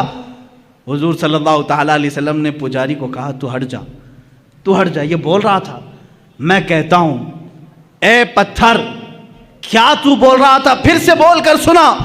حضور کا حکم ہوا، پتھر کی زبان سے آواز آنے لگی، اشہد ان لا الہ الا اللہ اشہد ان محمدن رسول اللہ. میں گواہی دیتا ہوں کہ اللہ کے سوا کوئی معبود نہیں، میں گواہی دیتا ہوں کہ محمد اللہ کے رسول ہیں صلی اللہ تعالیٰ علیہ وسلم. جیسے ہی آپ نے یہ سنا، آپ نے ارشاد فرمایا لوگو تم نے کہا تھا تمہارا خدا 100% سچ بولتا ہے، سچ بولتا ہے، اب اس کی بات پر عمل کر لے جاؤ. لیکن غصے کے مارے اس بت کو انہوں نے توڑ دیا، مار دیا، ٹکڑے کر دیا. اب ہم دوسرا بنائیں گے، یہ نہیں چاہیے، یہ نہیں چاہیے. یہ گمراہ ہو گیا. کون گمراہ ہوا؟ خدا گمراہ ہو گیا. یہ نہیں چاہیے، یہ حضور کی بات کر رہا ہے، دوسرا چاہیے. یہ ہے جب کسی کے دل پر مہر لگ جائے وہ حقیقت کو نہیں سمجھتا. عزیزان گرامی وقار، حضور پاک صلی اللہ تعالیٰ علیہ وسلم نے بلوایا کس کو؟ پرندوں کو، جانوروں کو نہیں، پتھروں کو بھی. سلیمان علیہ السلام کی فضیلت اپنی جگہ پر کہ ان کو پرندوں کی بولیاں سکھائی گئی، مگر میرے مصطفیٰ صلی اللہ تعالیٰ علیہ وسلم تو پتھروں اور لکڑیوں کی بھی زبان جانتے تھے، لکڑیوں کی بھی زبان جانتے تھے. اب آئیں حضور پاک صلی اللہ تعالیٰ علیہ وسلم کے کمالات کے اعتبار سے دو چیزیں کہہ کر کے میں اپنی گفتگو کو سمیٹتا ہوں. یقیناً صبر ایوب کی جب بات آتی ہے اس کا مثل کوئی نہیں. ایوب علیہ السلام نے کمال کا صبر کیا ہے، اور صبر کا جب نام آتا ہے تو ایوب علیہ السلام کا نام ساتھ میں آتا ہے. آپ نے بارہا سنا ہوگا، اللہ تعالیٰ نے آپ کو آزمائش میں رکھا. اللہ تبارک و تعالیٰ نے سیدنا ایوب علیہ السلام کو ایسا نہیں کہ شروع سے بیماری میں رکھا، شروع سے ساری نعمتیں نکال لی. نہیں، ایوب علیہ السلام بڑے مالدار تھے، بہت اولاد والے تھے، کافی بیویاں آپ کی تھیں، 16 یا 27 بیویاں آپ کی کتاب میں شمار کی گئیں، کئی اولاد آپ کی تھی، مویشی تھے، جانور تھے، جائیدادیں تھیں، باغیچے تھے، بہت کچھ تھا آپ کے پاس. لیکن ایک بار اللہ تعالیٰ نے آزمائش کا حکم دیا، اب آزمایا جائے. پھر ان کے ایک ایک چیزیں غائب کی گئیں، ضائع کی گئیں. ان کے جانور مرے، ان کی اولاد کا انتقال ہوا، ان کی بیویاں فوت ہوئیں، باغیچے ہلاک ہو گئے، جائیدادیں ختم ہو گئی، حتیٰ کہ آپ کے جسم پاک میں بھی بیماری ڈال دی گئی. بہت تیز بخار آپ کو رہتا، یہاں تک کہ آپ کا جسم گل چکا تھا. اتنی شدت کا بخار آپ کو دیا گیا، لیکن اس وقت تک آپ صبر کرتے رہے، صبر کرتے رہے. صبر میں آپ ہی کا تو نام لیا جاتا ہے، لیکن میرے عزیزو وہ صبر ان کا معجزہ تھا. لیکن میرے آقا صلی اللہ علیہ وسلم کی زندگی پاک کو اگر میں بتاؤں، مصطفیٰ کریم صلی اللہ تعالیٰ علیہ وسلم وہ ذات ہے جب وہ دنیا میں تشریف لانے والے ہیں، دنیا میں ان کے آمد سے 6 ماہ پہلے ہی ان کے والد کا وصال ہو چکا ہے، انتقال پہلے ہی ہے. آپ میں سے سب کے باپ ہوں گے یا ماں ہوں گی، والدین کا سایہ کتنی اہمیت رکھتا ہے جانتے ہیں آپ؟ میرے مصطفیٰ صلی اللہ تعالیٰ علیہ وسلم دنیا میں تشریف لائے تو یتیمی کی حالت میں آئے ہیں، وہ یتیم پیدا ہوئے ہیں. عبداللہ کے در یتیم ہیں، اپنے باپ کو پیدا ہونے سے 6 ماہ پہلے ہی اللہ تبارک و تعالیٰ نے ان کی روح قبض فرمائی. لیکن یہ صبر نہیں ہے تو اور کیا ہے؟ بچے نے آنکھ کھولی. مکہ کا ماحول ایسا تھا کہ بچوں کو دودھ پلانے کے لیے ماں کے پاس نہیں، دور رکھا جاتا تھا. اس رواج کے اعتبار سے پہلے دن حضور اکرم صلی اللہ تعالیٰ علیہ وسلم کو یا دوسرے دن ہی حضور کو حلیمہ سعدیہ کی گود میں دے دیا گیا. ماں کے پاس نہیں، حلیمہ سعدیہ کے گھر جو مکہ مکرمہ سے بھی تقریباً 150 کلومیٹر کا دور کا سفر ہے. کون بچہ ہے آج دنیا میں جو اپنی ماں سے کو چھوڑ کر پہلے دن سفر کر رہا ہو؟ پہلے دن مجھے یاد ہے جب میں 11 سال کا تھا، مجھے دور پڑھنے کے لیے بھیجا جا رہا تھا، پورا سفر روتا ہوا گیا تھا، ماں کے آنچل سے لپٹ کر کے، باپ کے سینے سے لگ کر کے، بھائیوں کو چھوڑتا ہوا دیکھ کر کے. کون غم کے آنسو نہیں روتا؟ ایک بچہ جو اپنے گھر سے جاتا ہے ہوش و حواس میں. مجھے معلوم ہے میرے عزیزو ہجرت کیا چیز ہوتی ہے، جب چھوڑ کر کے اپنے عزیزوں کو جاتے ہیں. اس رسول کو، زندگی پاک کو پڑھو. یہ صبر نہیں ہے تو اور کیا ہے؟ جو پیدائش کے پہلے دن اپنی ماں سے 150 کلومیٹر دور حلیمہ سعدیہ کے ساتھ چلے گئے. حلیمہ سعدیہ نے 2 سال اپنے گھر رکھا، دودھ پلایا، اور اس کے بعد واپس لا کر کے بی بی آمنہ کے گھر دے دیتی ہیں. سیدہ آمنہ رضی اللہ تعالیٰ عنہ حضور صلی اللہ تعالیٰ علیہ وسلم کی تربیت فرماتی رہیں. لیکن یہاں اب گھر میں کون کون ہیں؟ حضور صلی اللہ تعالیٰ علیہ وسلم کے خاندان. خود میرے آقا فرماتے ہیں 6 سال کی عمر ہی تھی کہ حضرت آمنہ کے ساتھ مدینے گئے تھے. جب اس کا نام یثرب تھا، وہ حضور کا ننیال تھا، حضرت آمنہ کے گھر والوں کا، خاندان والوں کا شہر تھا. واپسی کے وقت بی بی آمنہ بیمار ہوئیں. تنہا رسول پاک صلی اللہ تعالیٰ علیہ وسلم حضرت آمنہ کے ساتھ سفر میں ہیں، اور آپ کے والد گرامی کی ایک کنیز ہے حضرت عبداللہ کی لونڈی ام ایمن، ساتھ سفر میں ہیں. 3 لوگ سفر پر ہیں، مدینے سے مکہ جا رہے ہیں. 450 کلومیٹر کا سفر 6 سال کی عمر کا بچہ کر رہا ہے اپنی ماں کے ساتھ، بیمار ماں کے ساتھ، اپنے باپ کی کنیزہ کے ساتھ. بیچ میں مقام آتا ہے، مقام ابوا. آمنہ کہتی ہیں اب مجھ سے چلا نہیں جا رہا ہے، اب میری طاقت جواب دے گئی ہے. وہیں ماں سو گئیں. رسول کریم صلی اللہ تعالیٰ علیہ وسلم سرہانے کے پاس بیٹھے، کبھی پانی سے منہ پر چھڑکیاں دیتے، کبھی اپنی ماں کا سر اپنی گود پر رکھتے، اور پیشانی کو دیکھا گرم تپ رہی ہے. تھوڑی دیر میں اسی 6 سالہ محمد عربی صلی اللہ علیہ وسلم نے دیکھا آمنہ بی بی کی روح کب سے انصری سے پرواز کر گئی ہے، سر وہیں رہ گیا، آنکھیں کھلی رہ گئی. کون ہے وہ بچہ جو 6 سال کی عمر میں اپنی ماں کی آنکھیں بند کر رہا ہو؟ سفر میں کوئی نہیں، ایک کنیز کے علاوہ خود ہی اٹھتے ہیں اور زمین کو کھودتے ہیں. قبر خود تیار کی، قبر خود تیار کی. ایک کنیز کے سہارے اپنے ماں کے جسم ناز کو اٹھایا، قبر میں دفن کیا. ہے کوئی مجھے بتاؤ 6 سال کی عمر میں کوئی تجہیز و تکفین کے انتظام کرتا ہو، کوئی اپنی ماں کا جنازہ اٹھاتا ہو، 6 سال کی عمر میں کوئی سفر کا بوجھ اٹھاتا ہو، 6 سال کی عمر میں وہ احمد مختار نے اپنی ماں کا لاش مبارکہ اٹھایا اور قبر میں دفن کیا اور تنہا سفر کر کے واپس مکہ آئے۔ مکہ میں آنے کے بعد یہ صبر کی زندگی نہیں ہے تو اور کیا ہے؟ میرے عزیزو، صبر ایوب کی داستانیں ہم سنتے ہیں۔ ایوب علیہ السلام کے پاس شروع سے بہت کچھ تھا، جائیدادیں تھی، اولاد تھی، بے شمار ان کے پاس مال تھا، مگر مصطفیٰ کریم یتیمی کی حالت میں دنیا سے آئے۔ 6 سال کی عمر پاک میں ماں بھی دنیا سے رخصت ہو گئی۔ 8 سال کی عمر میں جو دادا شفیق تھے، جو دادا نہایت رفیق تھے، آپ کی سرپرستی کرتے تھے، وہ تربیت کرتے تھے، عبد المطلب، وہ بھی اس دار فانی سے کوچ کر گئے۔ عبد المطلب کو بھی دفن کیا، صرف چچا رہ گئے ابو طالب، جن کی پرورش میں رہے اور تجارت کرنے کے لیے پہلی مرتبہ 12 سال کی عمر میں یہ رسول پاک نکلتے ہیں۔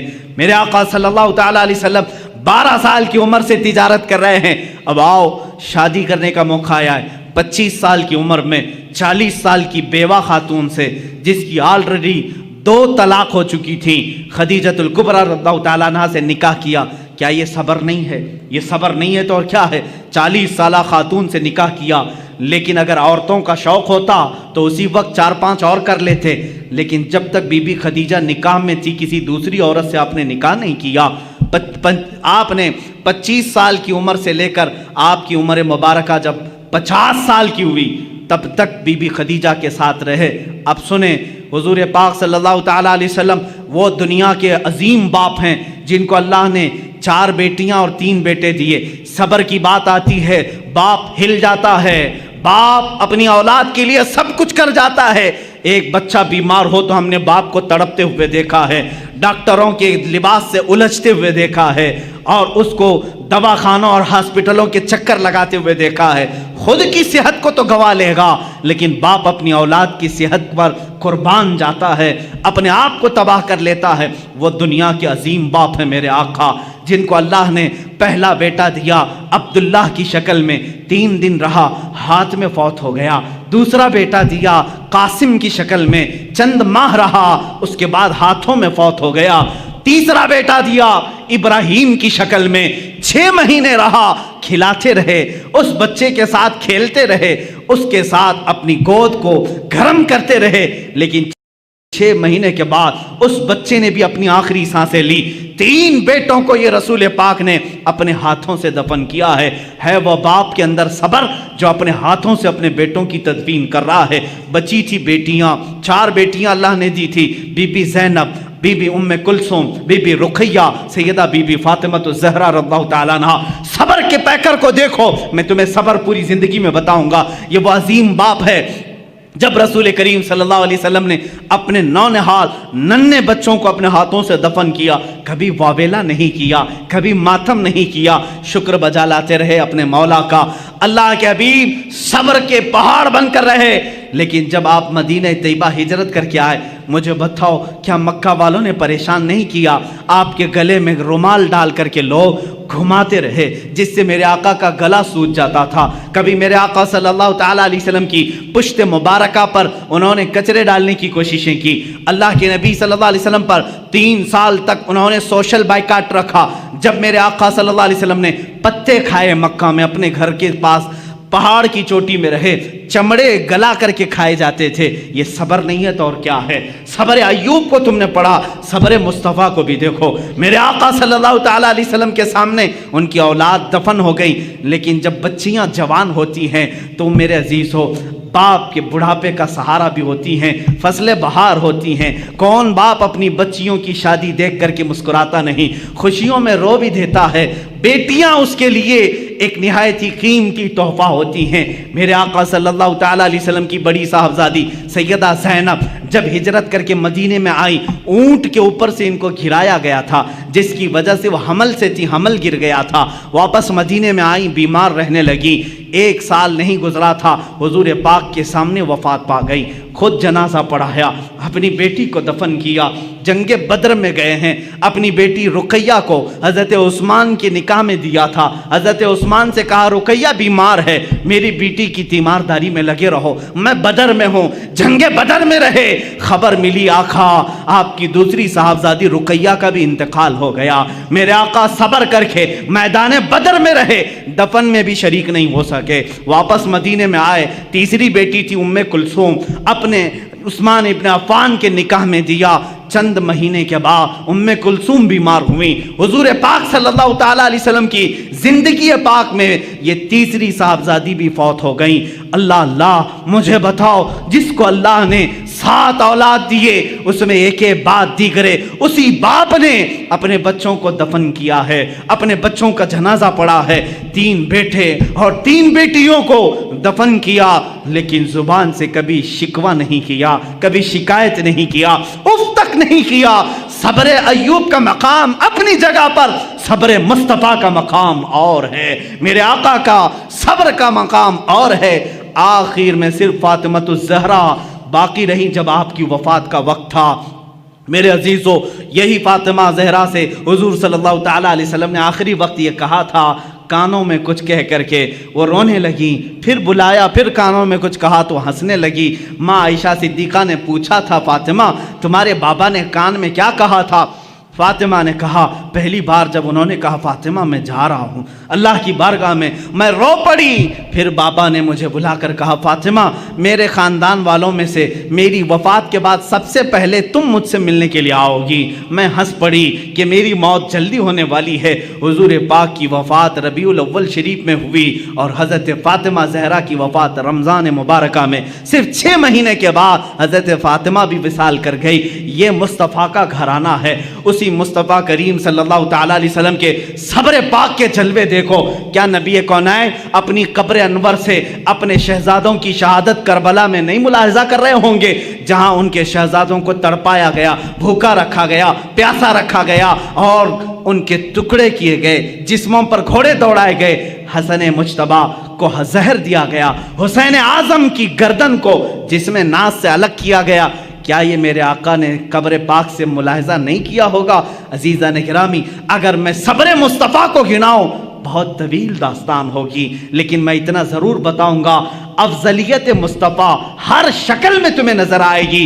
اگر اللہ نے آدم علیہ السلام کو آہو بکا دیا تھا، وہ روتے تھے، اور وہ کس لیے روتے تھے؟ آدم علیہ السلام اپنی اس بات پر روتے تھے جو آپ نے گندم کھایا تھا جنت میں، درخت کا پھل کھایا تھا، اس بات پر 300 سال روتے رہے، لیکن مصطفیٰ بھی روتے رہے، زندگی پر روتے رہے، لیکن کس کے غم میں روتے رہے؟ امتی امتی امتی امتی کہتے کہتے روتے رہے۔ یہ ناز الگ ہیں، اسی لیے امام اہل سنت نے کہا ہے، اللہ کیا جہنم اب بھی نہ سرد ہوگا، رو رو کے مصطفیٰ نے دریا بہا دیے ہیں۔ میرے عزیزو، رونے میں آپ بے مثال ہیں، جانوروں کی بولیاں سننے میں بے مثال ہیں، حسن یوسف میں بے مثال ہیں، ثبات و استقامت میں بے مثال ہیں۔ اسی لیے شاعر نے جو کہا اسی بات پر میں کہتا ہوں اپنی گفتگو کو، ہاں ایک بات رہ گئی ہے، وہ عطا کرنے میں بھی بے نیاز ہیں، وہ رحم کرنے میں بے مثال ہیں، رحم کرنے میں بھی بے مثال ہیں۔ ایک ہی مثال میں بتا دوں، ایک بار موسیٰ علیہ السلام نے قارون سے کہا تھا تیرے پاس بہت خزانے ہیں، زکوٰۃ دے دے۔ اس نے کہا کہ کچھ کم کراؤ، 25% زکوٰۃ دینی تھی۔ موسیٰ علیہ السلام نے رعایت کرائی اللہ سے کہ اس کو کچھ کم کر دے مولا۔ اللہ نے کم اتنا کر دیا کہ 1000 میں 1 روپے دے۔ کتنے؟ 1000 میں 1۔ اس کے حساب سے کیلکولیشن کیا تو قارون کے بہت سارے خزانے زکوٰۃ میں جا رہے۔ اس مالدار نے جس کی چربی چڑھی ہوئی تھی مال کی، نہیں دینے کا ارادہ کیا، موسیٰ علیہ السلام پر الزام لگایا برے کام کا، موسیٰ علیہ السلام کو جلا لایا۔ آپ نے کہا اے زمین اسے نگل جا۔ زمین پھٹ گئی، قارون اندر جانے لگا، قارون اندر جانے لگا، وہ بار بار دعائی دینے لگا، بچا لو بچا لو بچا لو۔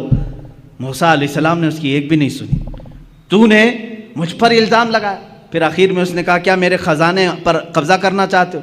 موسیٰ علیہ السلام نے زمین سے کہا ہے زمین اس کے خزانے بھی نگل جا۔ سارے خزانے بھی زمین بوس ہو گئے، قارون بھی زمین میں تہس نہس ختم ہو گیا۔ ون ٹائم ون شاٹ، یہ موسیٰ علیہ السلام۔ اس سے پہلے بھی ایک فرعونی کو ایک گھونسا مارا تھا آپ نے، وہ مر ہی گیا تھا۔ مصطفیٰ کریم صلی اللہ علیہ وسلم ہجرت کر کے مدینہ جا رہے ہیں، لالچ میں کئی لوگ پیچھے پڑ گئے تھے، ایک شخص سراقہ یہ بھی پیچھے آ گئے، دوسرے تو کوئی پا نہیں سکے، سراقہ پا لیا۔ حضرت ابوبکر نے کہا آقا سراقہ دیکھ لیا ہے ہم کو، وہ تیر کمان لے کر کے آ رہا ہے ہمیں گرفتار کرنا، کیونکہ مکہ والوں نے کہا تھا جو محمد اور اس کے ساتھی کو لے آئے گا 100 اونٹ انعام میں دیے جائیں۔ حضور نے کہا اچھا اسی لالچ میں آ رہا ہے۔ حضور نے بھی فرمایا اے زمین سراقہ کو پکڑ لے۔ موسیٰ علیہ السلام نے قارون کو کہا تھا، میرے آقا نے سراقہ کو کہا، زمین کھل گئی، سراقہ گھٹنے تک چلا گیا، لیکن یہاں معاملہ الگ ہے۔ سراقہ نے کہا اے محمد تم کریم ابن کریم ابن کریم ہو، تمہارا معاف کرنے میں کوئی مثل نہیں ہے، مجھے معاف کر دو، میں اپنے ارادے سے باز آتا ہوں۔ حضور پاک نے کہا اے زمین سراقہ کو چھوڑ دے، یہ شان مصطفیٰ ہے، یہ شان مصطفیٰ ہے، سراقہ کو چھوڑ دے۔ زمین کھل گئی، سراقہ باہر آیا، لیکن ارادہ پھر بدلا، تھوڑی دیر کے بعد وہ پھر پیچھے پڑ گیا۔ حضور نے کہا اے زمین سراقہ کو پکڑ لے۔ اب کی بات زمین پھنس شک ہوئی، سراقہ کمر تک اندر چلا گیا، پھر رونے لگا اے محمد تم کریم ابن کریم ابن کریم ہو، معاف کرنے میں تمہارا کوئی مثل نہیں۔ حضور نے کہا اے زمین سراقہ کو چھوڑ دے۔ زمین کھل گئی، پھر سراقہ نکل گیا، جا رہا تھا، سوچا ایک بار اور ٹرائی کر لوں، تیسری بار پھر پیچھے پڑ گیا، پھر قریب آیا۔ حضور نے فرمایا اے زمین سراقہ کو پکڑ لے۔ یہاں پکڑایا بھی جا رہا ہے، معاف بھی کرایا جا رہا ہے، پکڑایا بھی جا رہا ہے، معاف بھی کرایا جا رہا ہے۔ اسی لیے میں نے کہا موسیٰ علیہ السلام کے زمانے میں ہوتا ون ٹائم ون شاٹ، ایک ہی بار میں ایک ہی شاٹ پر ختم۔ یہاں چھوڑنے کی تیسری مرتبہ جب وہ دھس گیا گردن تک، حضور نے فرمایا اے سراقہ تو 100 اونٹوں کی لالچ میں میرے پیچھے پڑ گیا، میری نگاہیں دیکھ رہی ہیں قیصر و کسریٰ کے کنگن تیرے ہاتھ میں آنے والے ہیں۔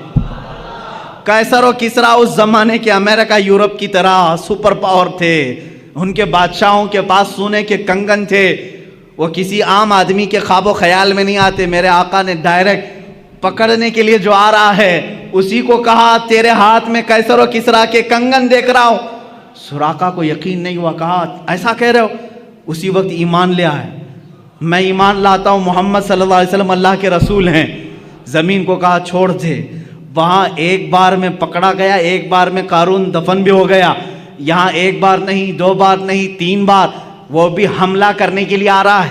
حضور بار بار معاف کر رہے ہیں، معاف کرنے میں آپ کا کوئی مثال نہیں۔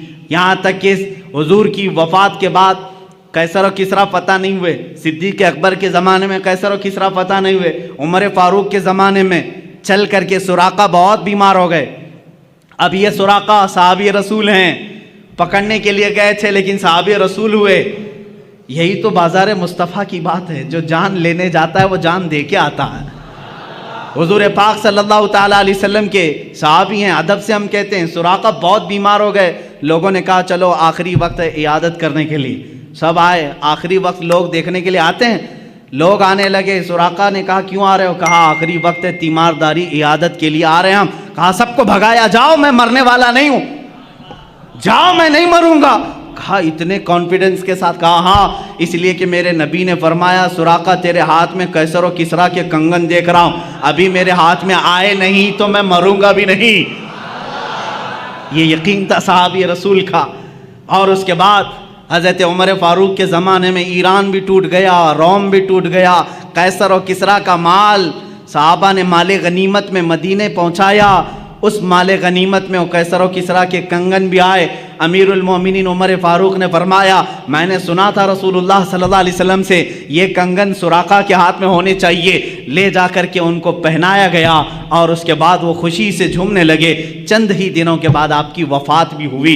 عزیزان گرامی، یہاں بات یہ عرض کرنا چاہتا ہوں، اس رسول کا معاملہ یہ ہے، عطا کرنے میں بے مثال، رحم کرنے میں بے مثال، معاف کرنے میں بے مثال۔ اسی کو امام میرا کہتا ہے بریلی کا، میرے کریم سے گر قطرہ کسی نے مانگا، دریا بہا دیے ہیں، در بے بہا دیے ہیں، واہ کیا جود و کرم ہے شہ بتا تیرا، نہیں سنتا ہی نہیں مانگنے والا تیرا۔ حضور کی بات تو یہ ہے، چور حاکم سے ڈریں یا مات الگ ہے۔ چور کس سے ڈرتا ہے؟ پولیس سے ڈرتا ہے نا، پکڑنے والا آیا تو چور ڈر کے بھاگتا ہے، لیکن آقا آپ کی شان ہی الگ ہے، آپ حاکم ہیں اور چور آپ ہی کے پاس چھپنے کے لیے بھی آتا ہے، یہی چھپنے کے لیے آتا ہے۔ اسی لیے امام زمن کہتے ہیں ڈھونڈا ہی کریں صدر قیامت کے سپاہی، قیامت کے دن کچھ مجرموں کو فرشتے ڈھونڈ رہے ہوں گے، فلاں مجرم کہاں ہے، فلاں وہ کام کیا تھا، یہ کہاں ہے، وہ کہاں ہے، جرموں کا اعلان ہو چکا ہوگا، فرشتے ڈھونڈ رہے ہوں گے، لیکن کچھ مجرم مل نہیں رہے ہوں گے، کچھ مجرم مل نہیں رہے ہوں گے۔ اس کو امام زمن نے اپنے شعر میں یوں کہا ہے، ڈھونڈا ہی کرے صدر قیامت کے سپاہی، وہ کس کو ملے جو تیرے دامن میں چھپا ہو۔ حضور کچھ مجرموں پر اپنا دامن رکھے ہوں گے، آقا رحم کرنے میں بے مثال ہیں۔ میرے عزیزو، ابھی 12 دن ہیں، آپ روزانہ میرے مصطفیٰ کی بات سنیں گے، اپنے ایمان کو تازہ کریں گے۔ آج میں سمجھتا ہوں کہ آج کی یہ محفل یہاں تک میں اس بات کے ساتھ ختم کرتا ہوں، لا یمکن الثناء کما کان حق ہو بعد از خدا بزرگ، تو ہی قصہ مختصر یا رسول اللہ، لیکن رضا نے ختم سخن اس پہ کر دیا، خالق کا بندہ خلق کا آقا کہوں تجھے، حیران ہوں میرے شاہ میں کیا کیا کہوں تجھے۔ وآخر دعوانا الحمدللہ۔ مصطفیٰ جان رحمت پہ لاکھوں سلام، مصطفیٰ جان رحمت پہ لاکھوں سلام، شمع بز میں ہدایت پہ لاکھوں سلام۔